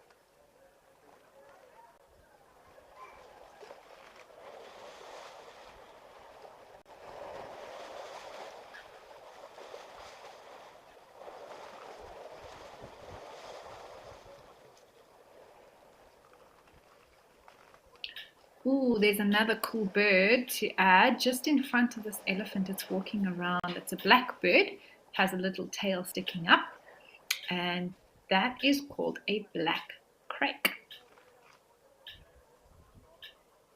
They have very bright legs and very bright beaks, and they make a very cool call.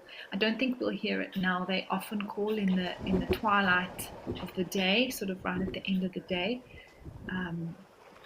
Very distinct call that I associate with evenings around water holes. So you can also look that up if anyone is interested.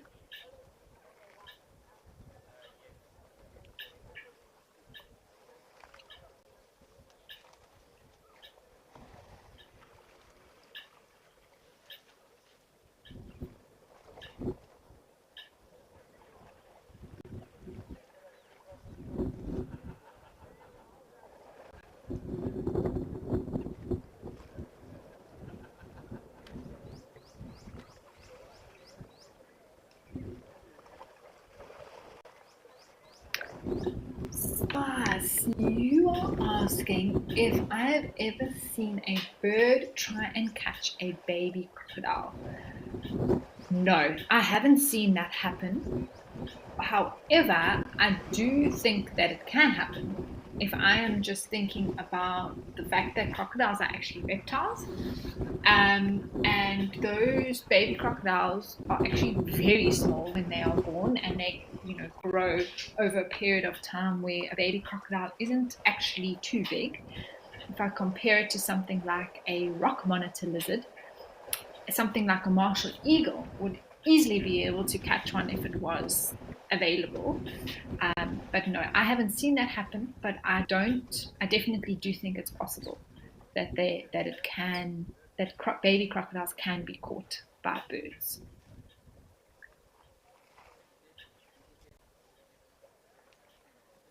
Especially a bird of prey. I wouldn't think that maybe something like a heron or egret or one of these birds that we see catching fish would go for a baby crocodile, just because they do have sharp teeth and they are able to defend themselves far better than a fish that a bird can, something like a heron can catch and smash around a little bit and swallow whole.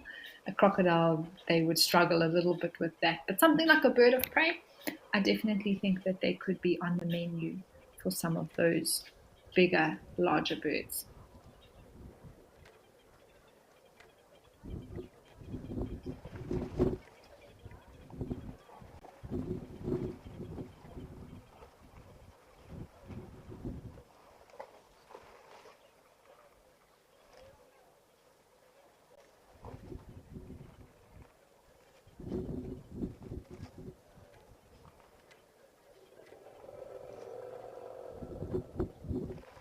Simrarashe, hello in the UK. You say you're watching from Manchester and it is making you feel so much closer to home. Well, it is so good to have you watching. I'm so glad that we can bring you a little piece of Africa to Manchester in the United Kingdom. I'm not sure what the weather is doing there today, but I'm glad that we can show you a sunny South Africa with these beautiful animals. And yeah, I hope that you're enjoying the show. Thank you for watching. Thank you for your comment. We really do appreciate it.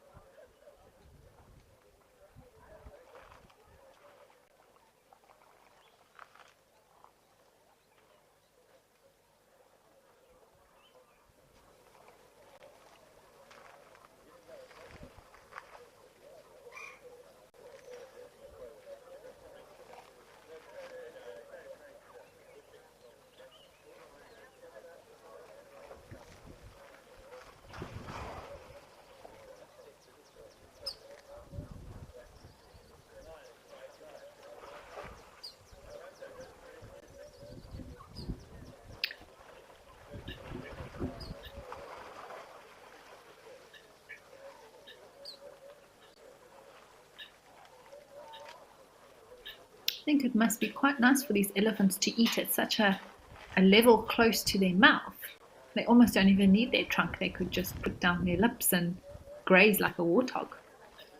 A lot less effort for them to eat, I think, at this level than having to lift up their trunk all the time, all the way to their mouth. This is sort of mouth level feeding.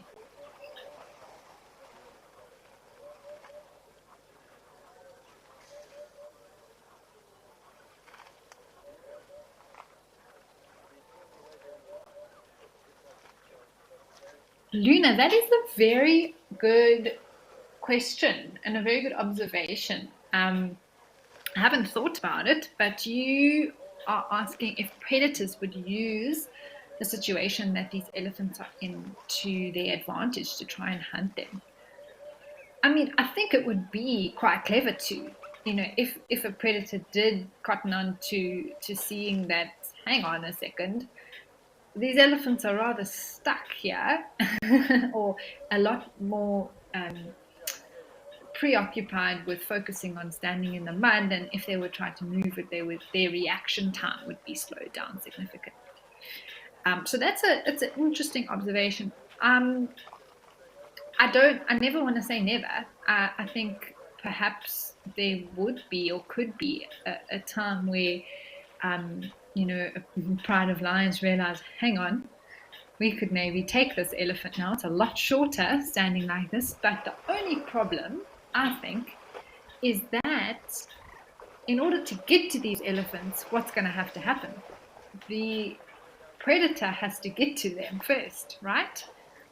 And if an elephant is up to its pretty much above its belly in mud, what is going to happen to something like a lion or a leopard or even, anything like that, that would try and hunt or be able of taking down a fully grown elephant? A pride of lions really the only thing to my knowledge that would even attempt such a thing.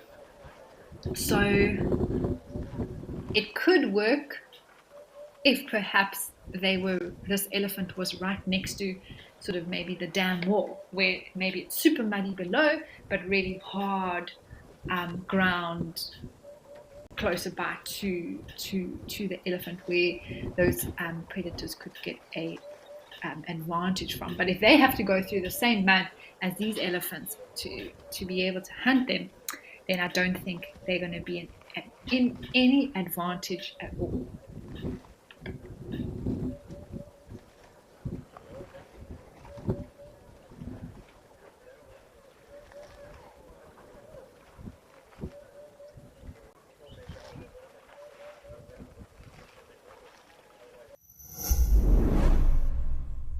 World Animal Day is here, and WildEarth is rallying for a battle of the ages. One naturalist reigns victorious, and the time for redemption has arrived. It's Safari Bingo. Catch the chaos and contention as our naturalists compete to spot the most animals.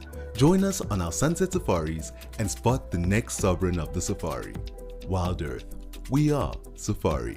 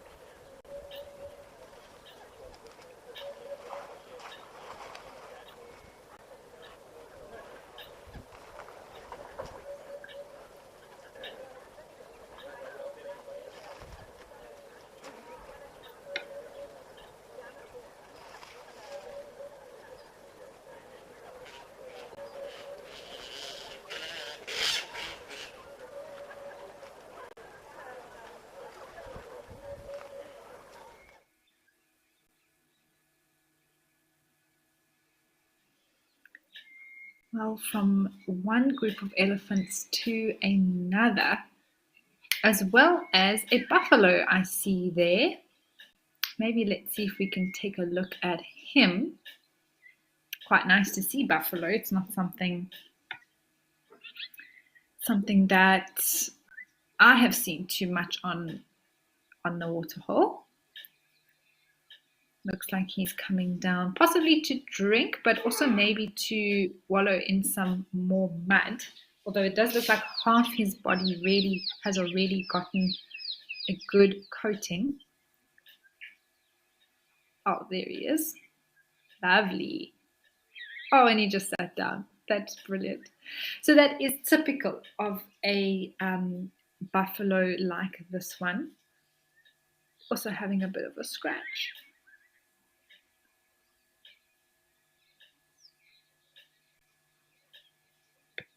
Oh, really looks like he's just found his happy place.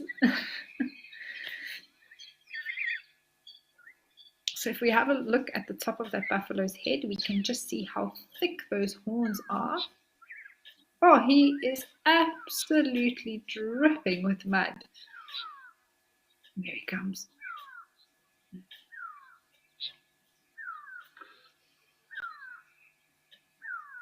And that thickening between the left and right horns straight away tells us that this is a male buffalo.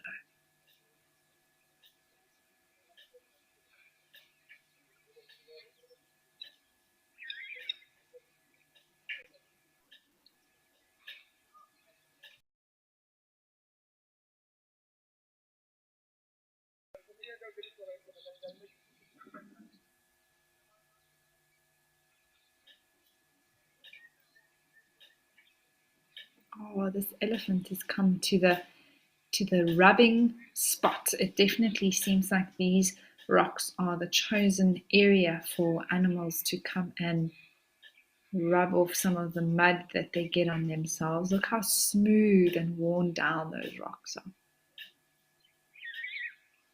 He's just scratching his back leg. The buffalo's come over to another little patch of muddy water.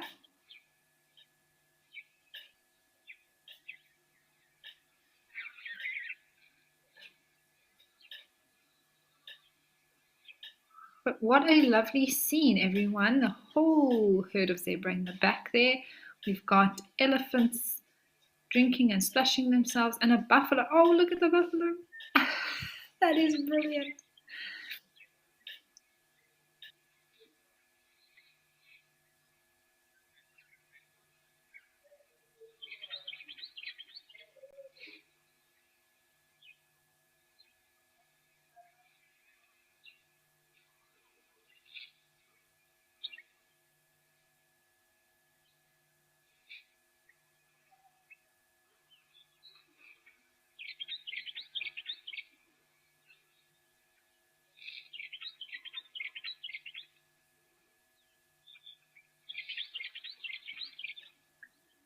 Lexus, I agree with you. This is very entertaining.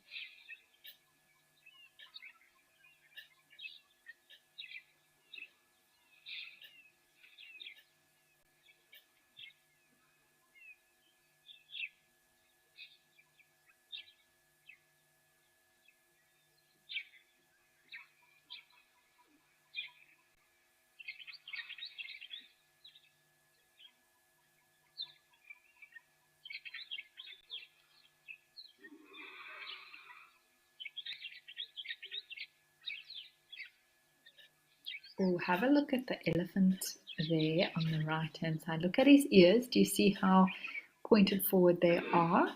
Just standing very still. He's definitely looking at this buffalo. I think it is a young male elephant. Not 100% sure. It could be a young female, but just not sure about this other species of animal so close by.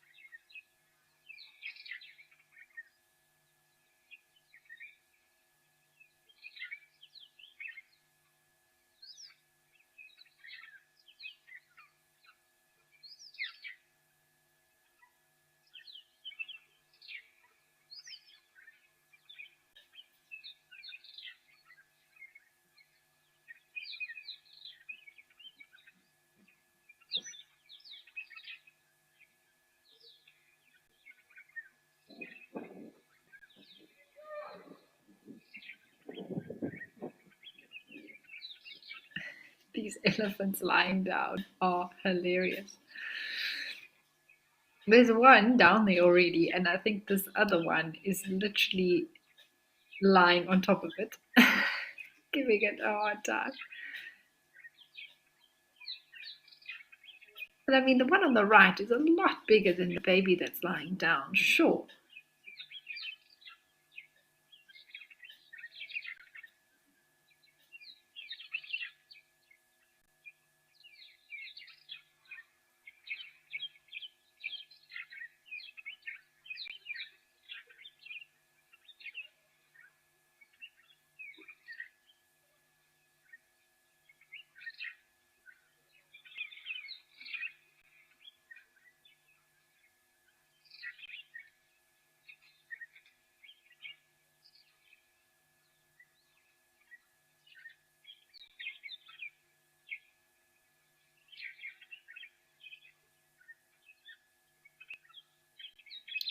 It looks like it is really trying to get up, but was really struggling there.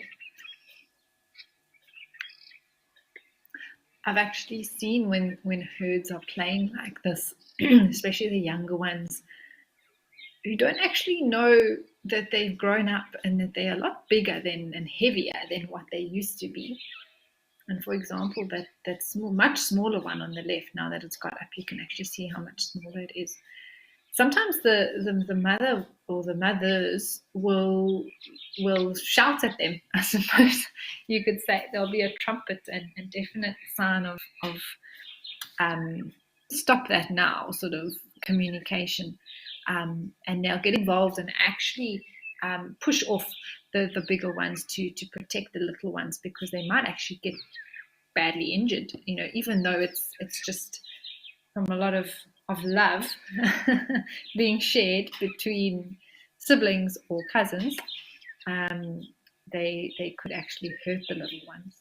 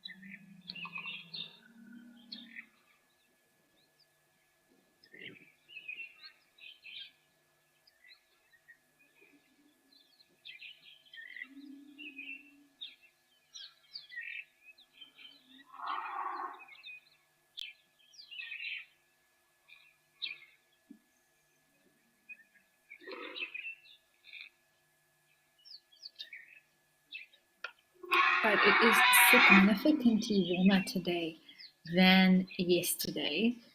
And I think that sort of build-up of heat clearly, and over the next few days, I think the temperatures are staying quite high, if I'm not mistaken.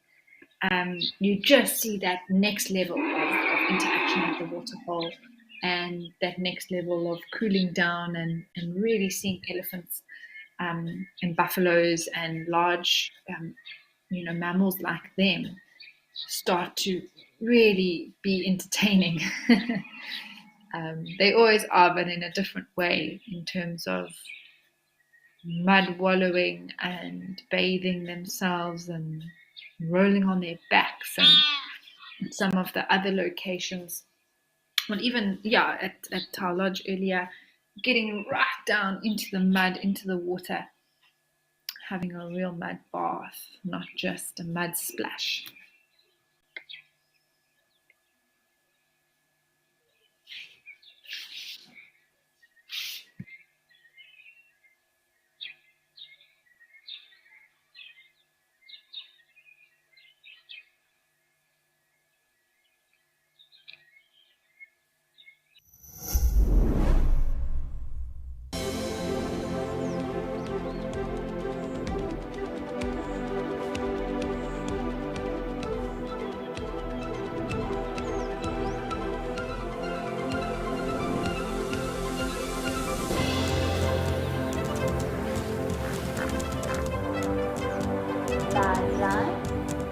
Those sounds just go straight through you.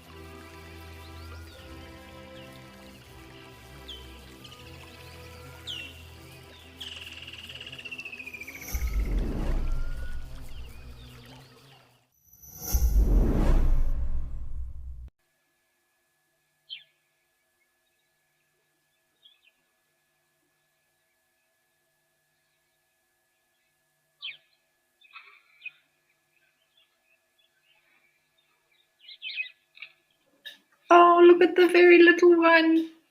Oh man, it just slipped and slid and now it's lying down. That is adorable. That is amazing.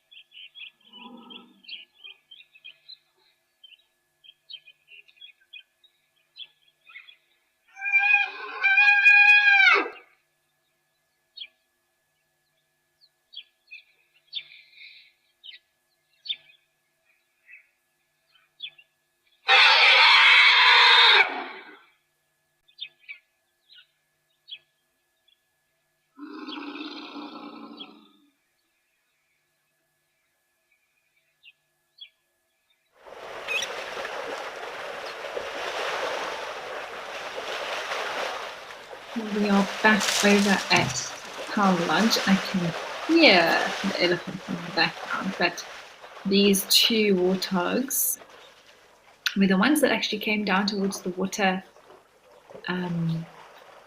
earlier to the mud wallow and then decided to move away. I think the elephants were still a bit close.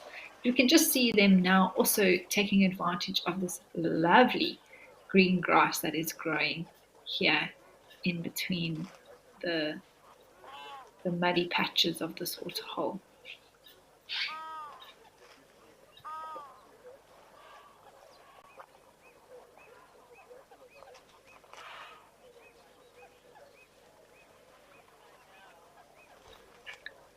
Also supposedly part of the Ugly Five, although I don't really agree with that. I mean, I know that they don't look like the prettiest animals in the bush. However, I do think they are adorable, especially the piglets. Oh man, the little ones are very cute.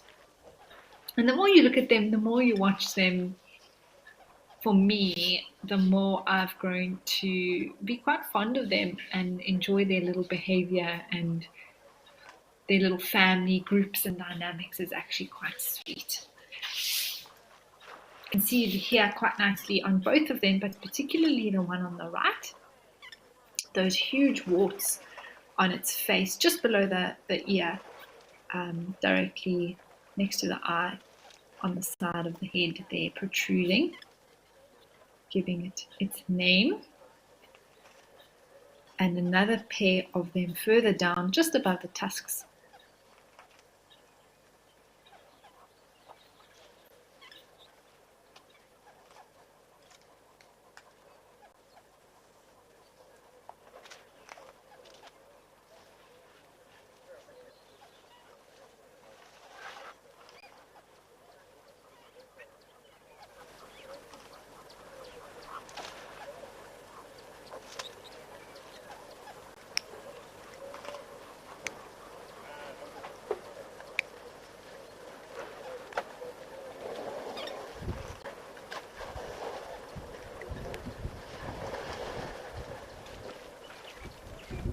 Yes, I think we can. Jordan just said in my ear that you can hear them munching. So I turned up my volume to max.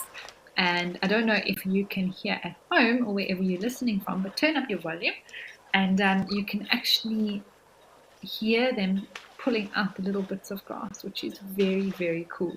You don't often get the animals that close, especially something like a warthog, to the camera, that we can actually hear them pulling the bits of grass up from the ground.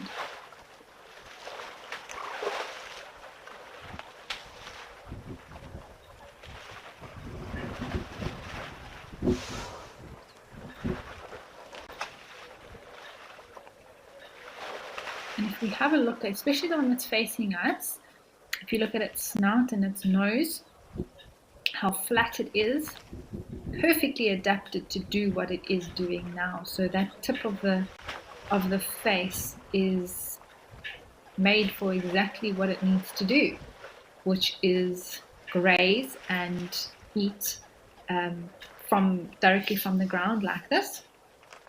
And it allows them to be able to munch on a whole bunch of different things, not only grass.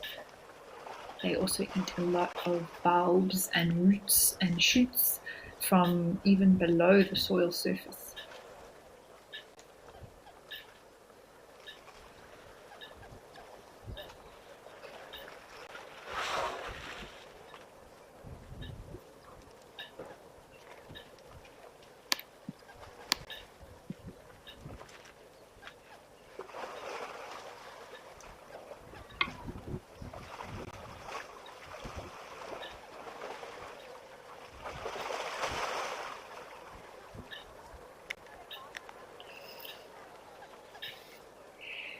Concrete jungle man, that is quite a comment. I don't even think I can say that rhyme as well as you probably could. But yes, mud, glorious mud. There's nothing quite like it for cooling. I agree with you. I think that rings true for elephants, buffalo, and warthog today.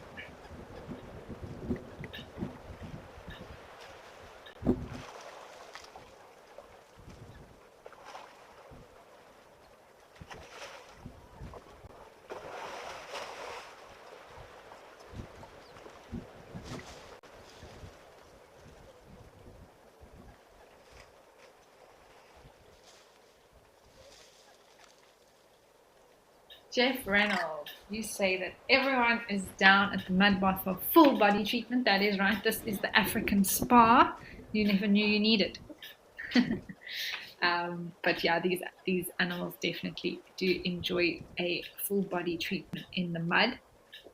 It really does help them for a variety of reasons, not only for skin conditioning, but also to get rid of those pesky little ticks and parasites and bugs that may be bothering them, protect them a bit from the sun, and of course cool them down.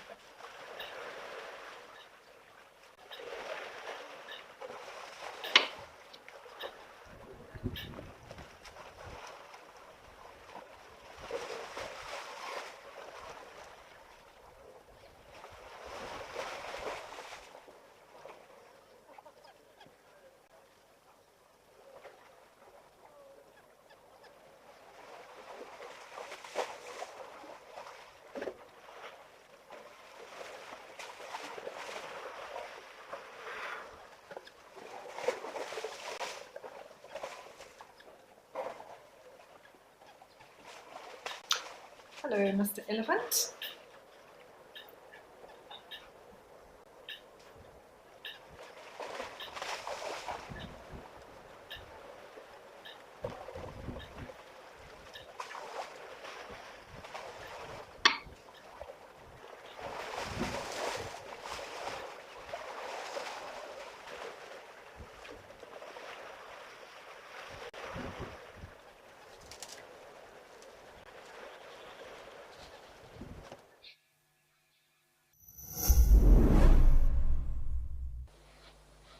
Welcome to Africam, your window to Africa's wild spaces. Immerse yourself in the captivating sights and sounds of nature. With our high-definition cameras, you'll feel like you're right there in the heart of the action, where every moment is a surprise waiting to unfold. Join our global community of wildlife enthusiasts as we witness nature's drama unfold in real time.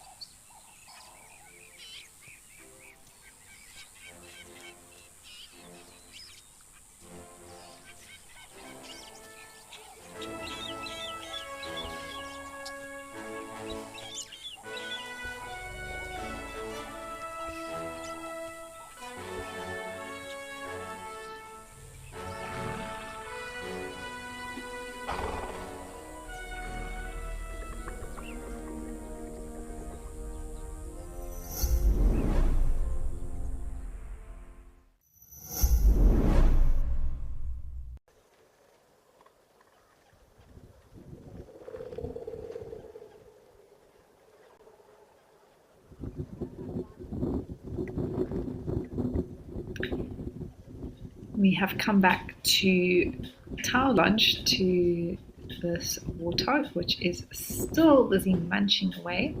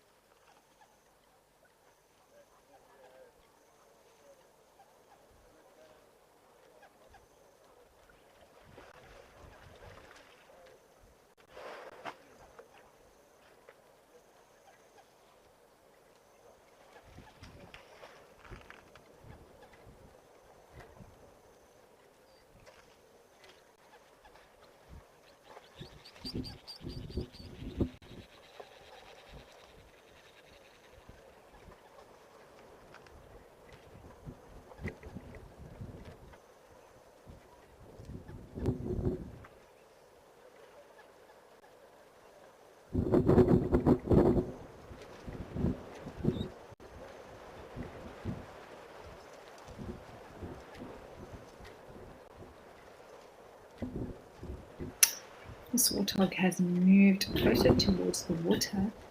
There seems to be quite a lot less grass, but some other things that it seems to have found. Also struggling in the mud. It's not the easiest for these animals to walk in, that's for sure.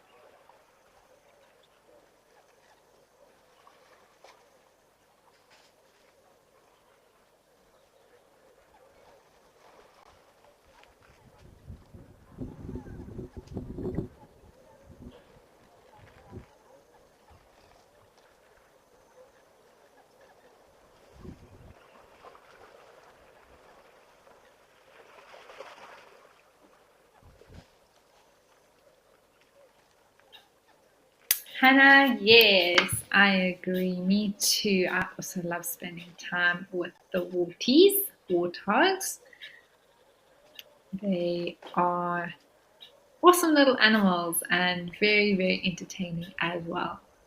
They've got their own sort of, I guess you could call it a mojo about them. They're extremely tough animals. They are not softies by any means. They can really fight back. I've seen them really hurt a lioness that tried to hunt them.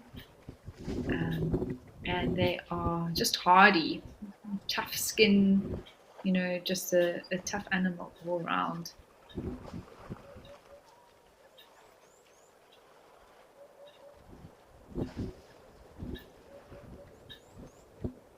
Elephants are also still around here, which is nice to see.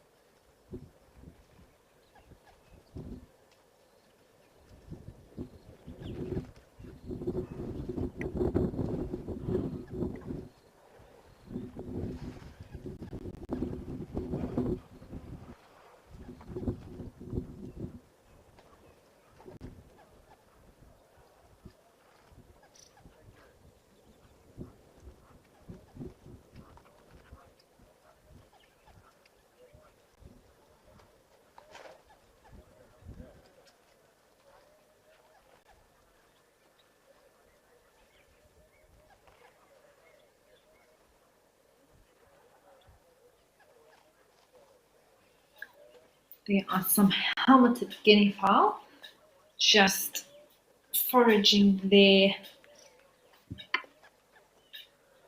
between the rocks and elephant dung.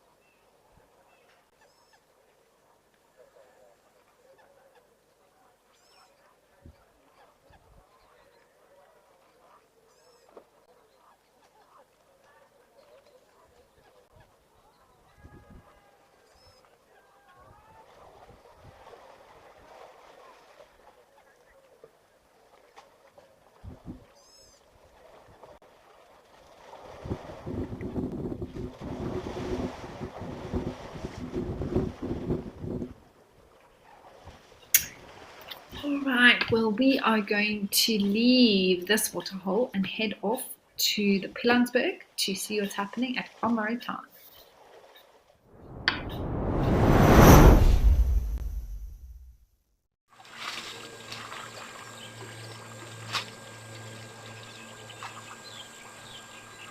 It's definitely the type of day where large mammals want to cool down.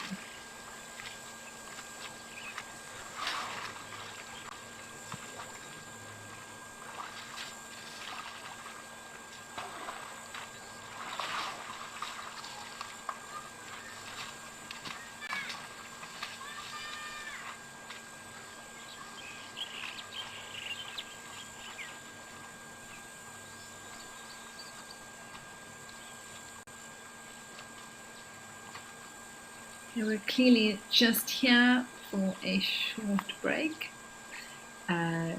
Quickly came to get their cool down and then they were off again.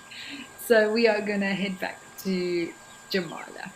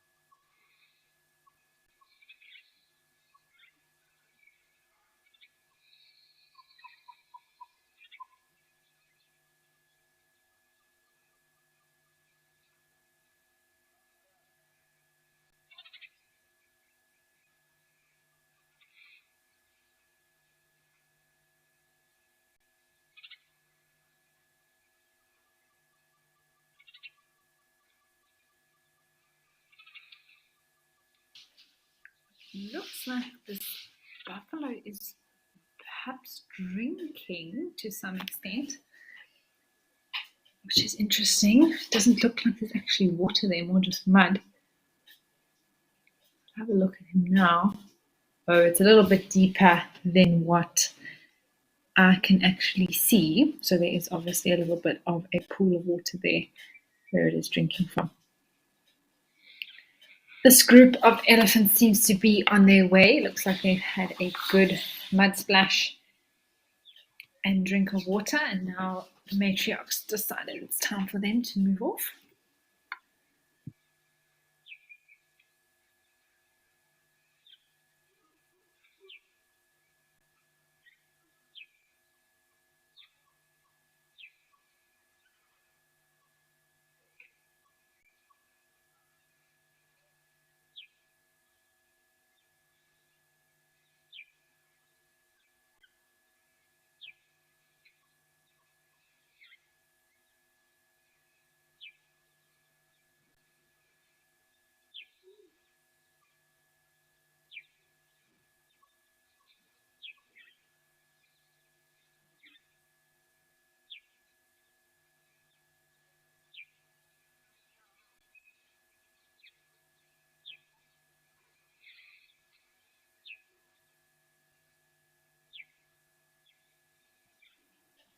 I heard Trish say earlier on the show how these elephants seem to be hogging the whole waterhole.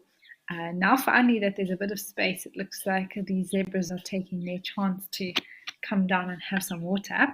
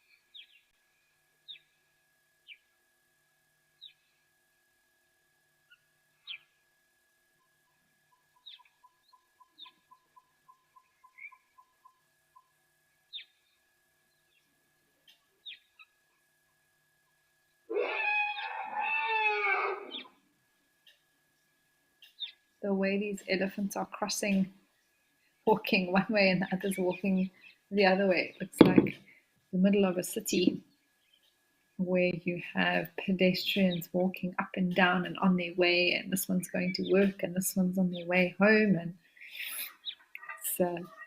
it was quite interesting to see. But there are still some elephants around there on the right hand side. A lot less than earlier. They are dwindling down as the day progresses. By the end of the show yesterday, there were no elephants at this waterhole, which seemed impossible, but it clearly can happen.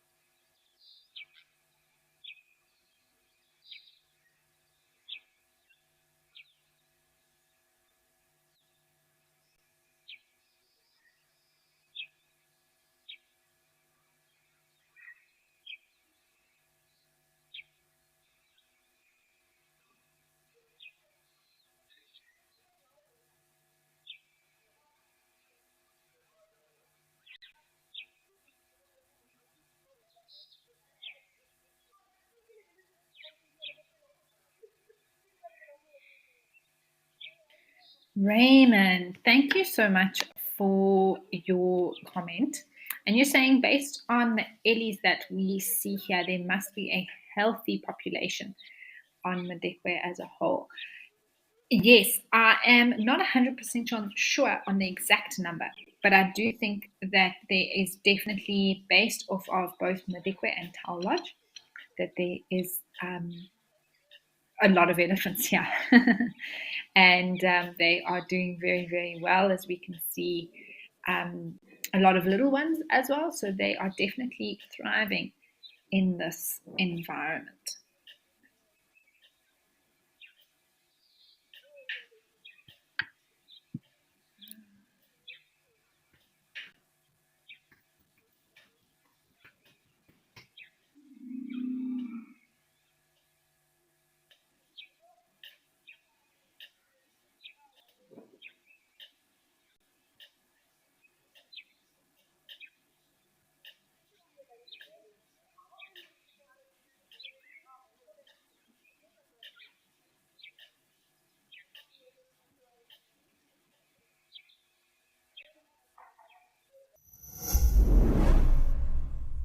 Are you WildEarth's biggest fan? Well, we have a brand new competition for you. Join our naturalists on Safari Live and listen out for weekly questions. To enter the competition, head over to our Instagram, search #WildEarthFanOfTheMonth and comment your answer under the post. The monthly winner will be determined by the total quickest and most correct answers. We announce our winner at the end of every month. Tune in to Safari Live daily.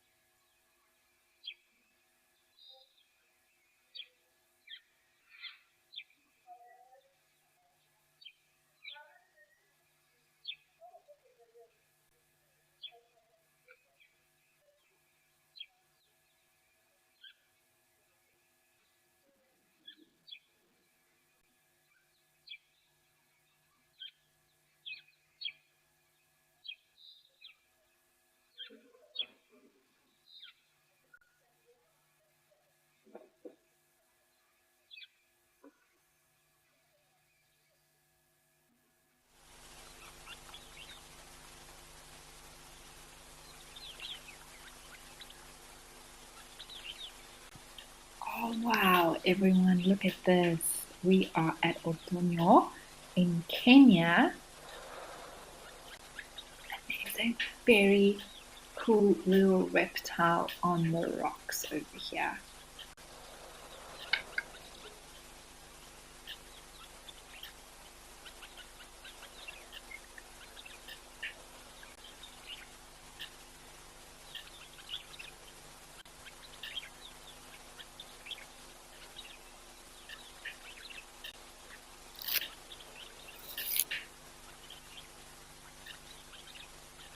And this is known as the Kenyan rock agama. So they have these incredible colorations. Even in South Africa, we get a tree agama, which has a bright blue head. In this case, this agama has a bright orange yellow head. Looks like a blue body and maybe even quite a turquoise tail, but we can't see the tail at the moment. And as summer is heating up more and more, although Kenya is pretty warm all year round, just based where it is up near the equator, we're seeing more and more of the reptiles coming out and basking in the sunshine. And this is such a cool creature. It's my first time seeing one of these on the Waterhole show, so this is really awesome. Thank you to our Zoomy or person controlling the camera for getting us to see this. It's not always easy, I know, to get the focus right and all the rest of it, but this is an awesome sighting.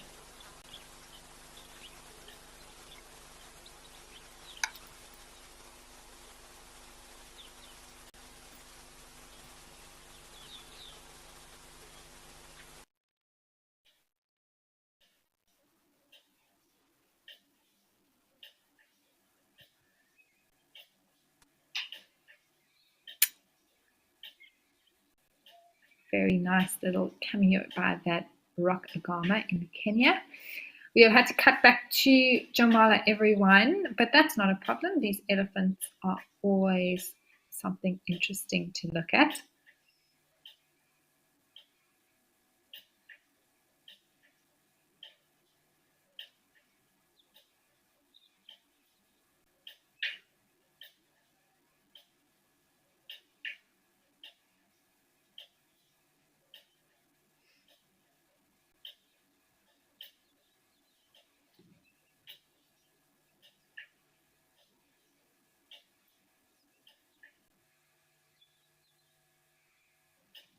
It looks like there are two elephants on the right. I think two young bulls that seem to just be clashing a bit there. Although the one is a lot bigger than the other one.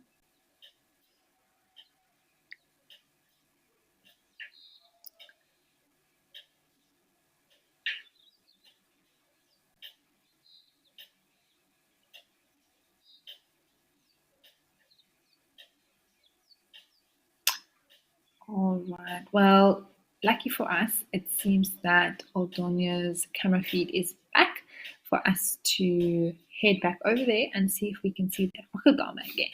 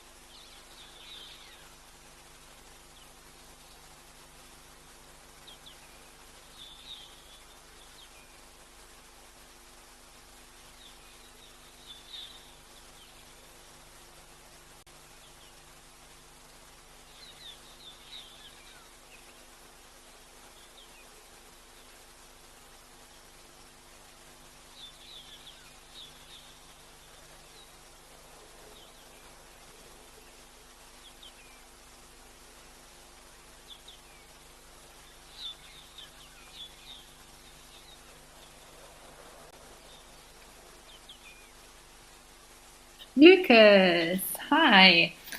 You are loving the colors of this Rokagama? Yeah, absolutely. I think they are some of the most colorful reptiles that we find. There's lots of different types of agamas, but they do tend to be the most colorful. Some of the lizards and other sort of reptiles, similar to that, skinks and that sort of thing, they can be colorful, but definitely I think the agama wins in that department.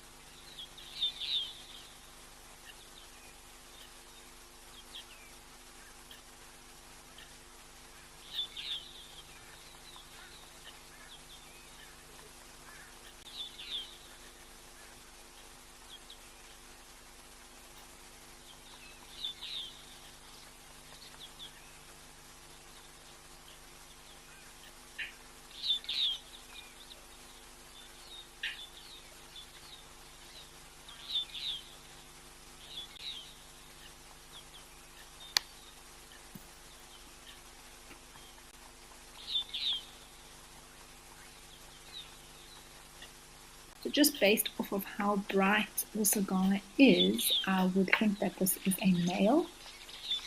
Generally, the female will be a lot duller in color. Still some sort of orange and bluish tinges to it, but definitely the male is the more brightly colored. Of course, that has to do with attracting the female.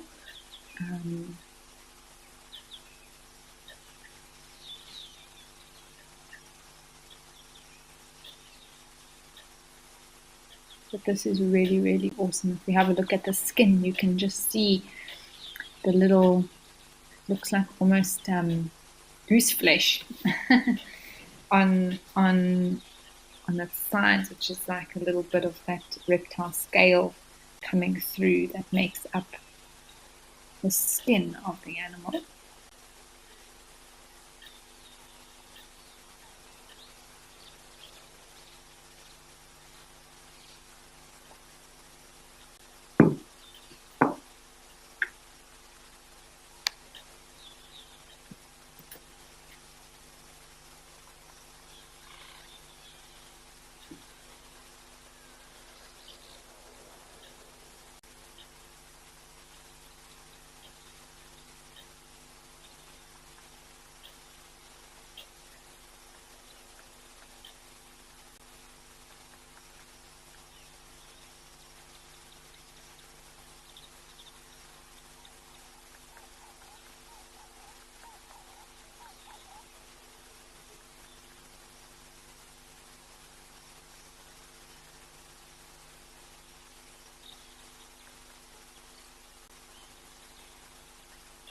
Sitting out in the open like this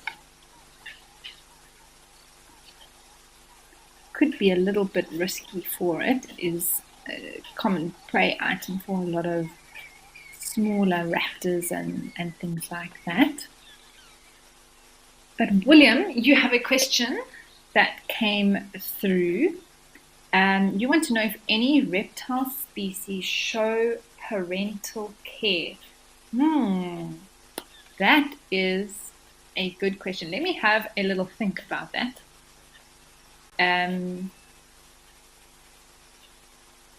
There's definitely care that occurs to their eggs that they lay, in terms of, making sure that they're safe, protecting them, and that sort of thing.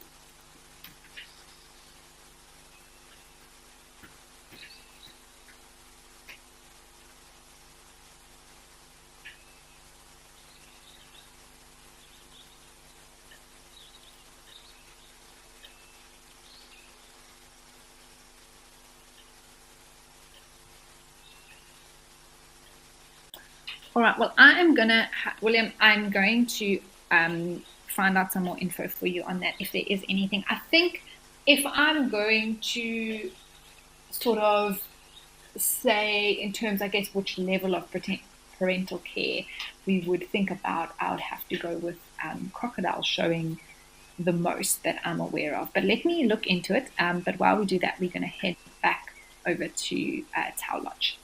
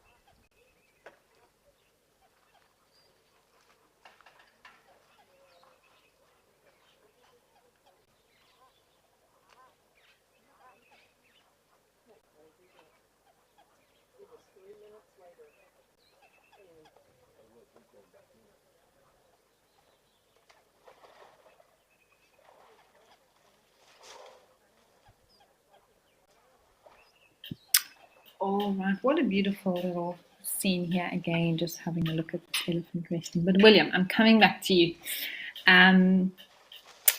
So definitely still going to go with crocodile for the reptile that, that shows, I guess, are the best mothers.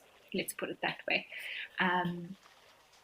Parental care, we can look at it in different ways, from not only actually raising the young, but also building a safe and good nest or place to lay eggs, which I think a lot of reptiles do actually. So you've got things like snakes and lizards and agamas that actually find really good, safe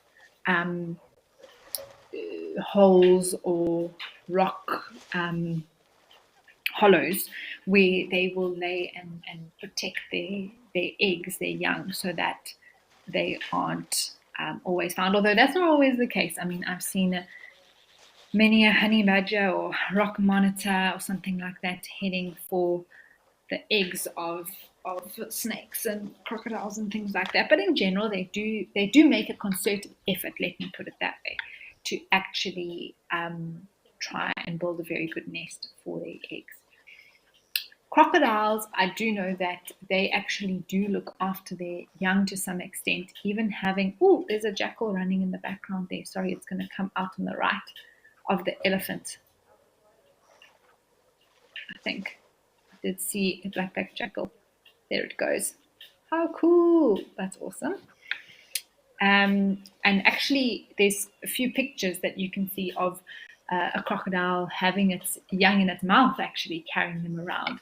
And so to a certain extent, they do look after the babies that they have. But of course, they do have quite a lot, 30 to 50, even up to 80 of them, little hatchlings. And you can't make sure all of them survive. It's also part of the food chain and food web where those little ones do provide food for other animals that need it. But for the ones that it can look after, I definitely think that a crocodile is not, I don't want to claim the best in the whole world, but definitely a very good mother that does show parental care. William, thank you for the question.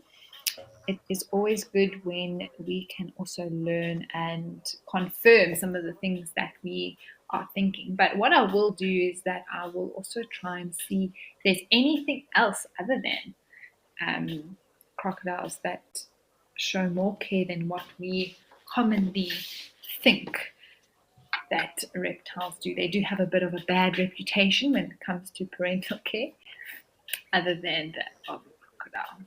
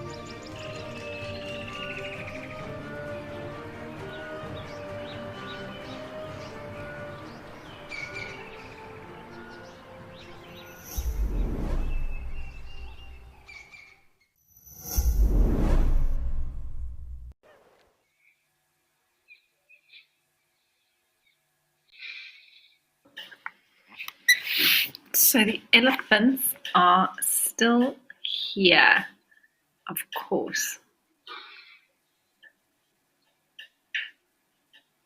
Looks like the ones that were on the far side of the waterhole have actually moved around, all gathered on this side now together.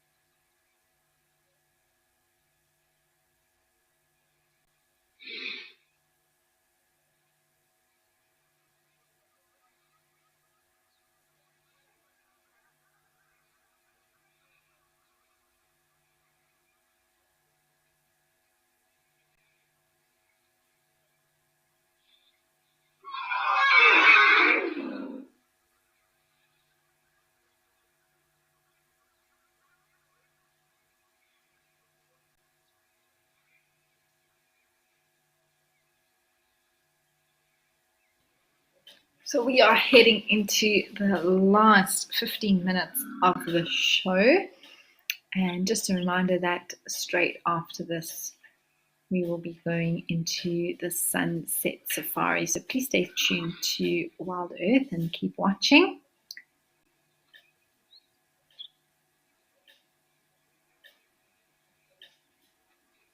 It is now a little bit later now that we are heading into the summer months. The sun is up a lot earlier and is setting later as well.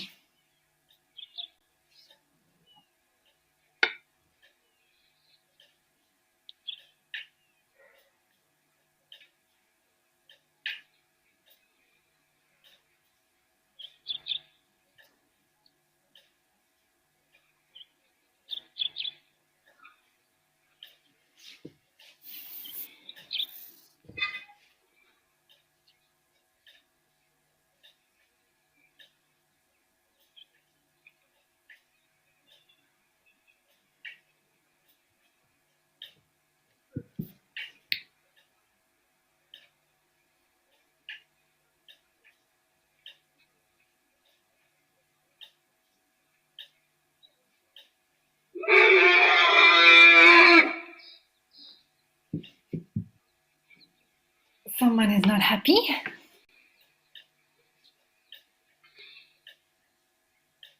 Although elephants do show a lot of care towards each other. You can just see this mommy resting its trunk on the little one there. That's so sweet.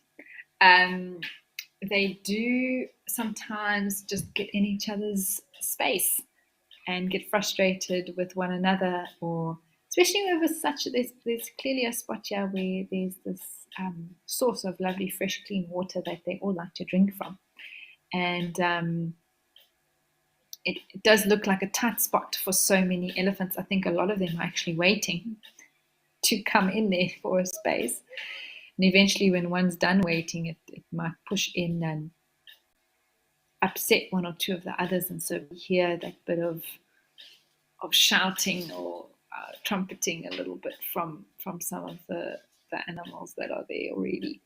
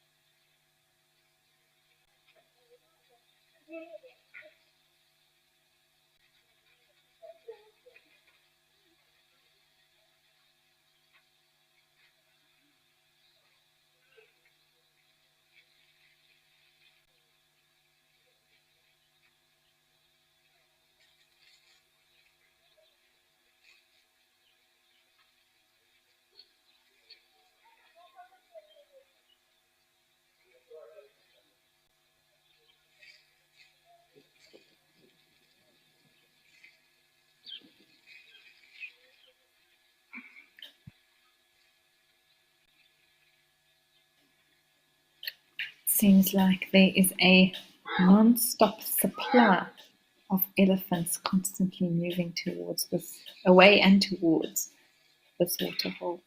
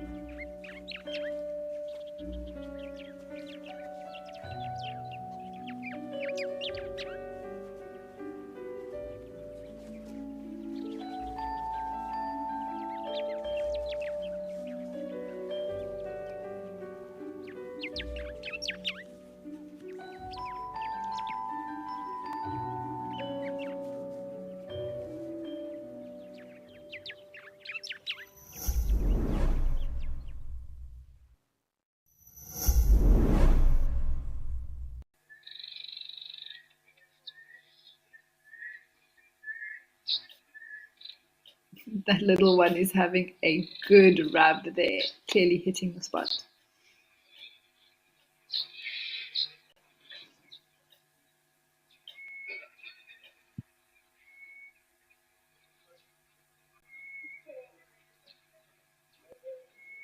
Also trying to play. Look, it's just hopped up onto the other one.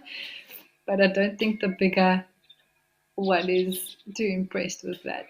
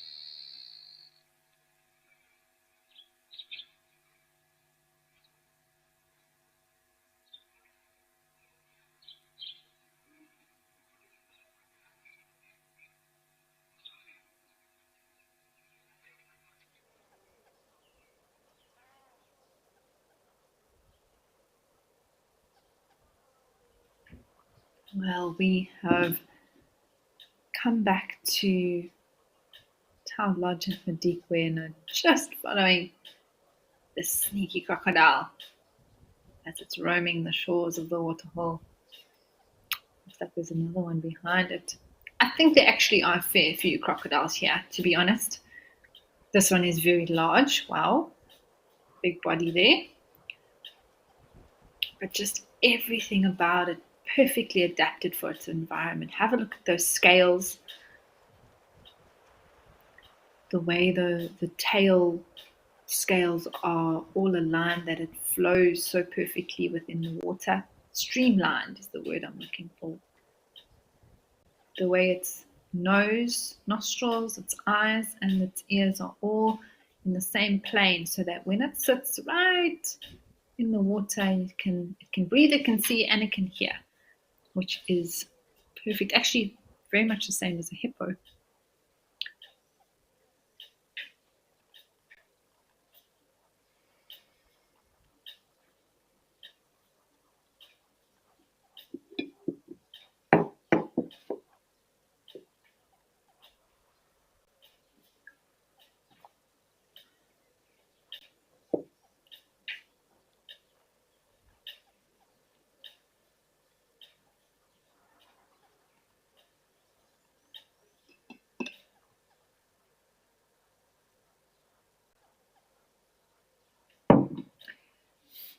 But we are ending off the show now. It has come to that time again where it's almost time to say goodbye. And just thank you once again to every single one of our viewers. We are so grateful that there are so many of you out there who appreciate and enjoy the show. And it's a pleasure to be able to be here with you. And I know for the whole WildEarth team, we all love what we do. And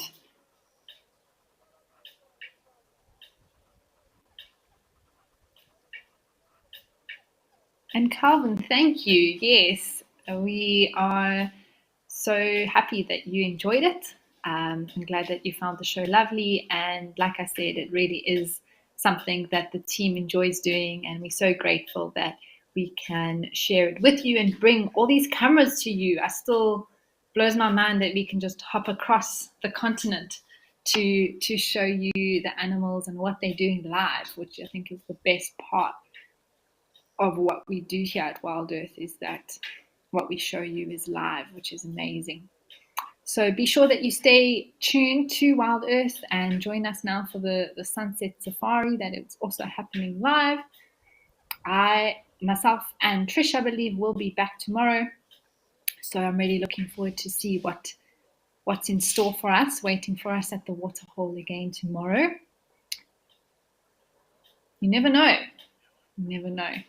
Every day has been different. A lot of the same, but the animals are always doing something different, something new. And we also really appreciate the questions and comments that come through, which spark up conversation, which is always interesting to delve into new things and research new things that we never thought of before. So thank you once again to all of you for making the show what it is.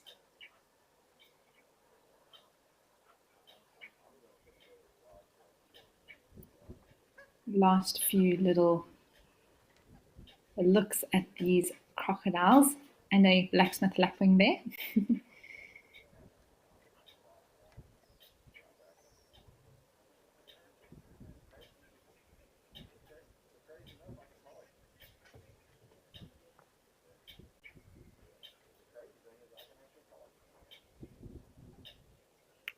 So from myself, I'd like to just wish everyone a lovely day further, whether that is a morning, evening, or afternoon. And like I said, I'm looking forward to being back here with you all tomorrow. So for me, this is goodbye.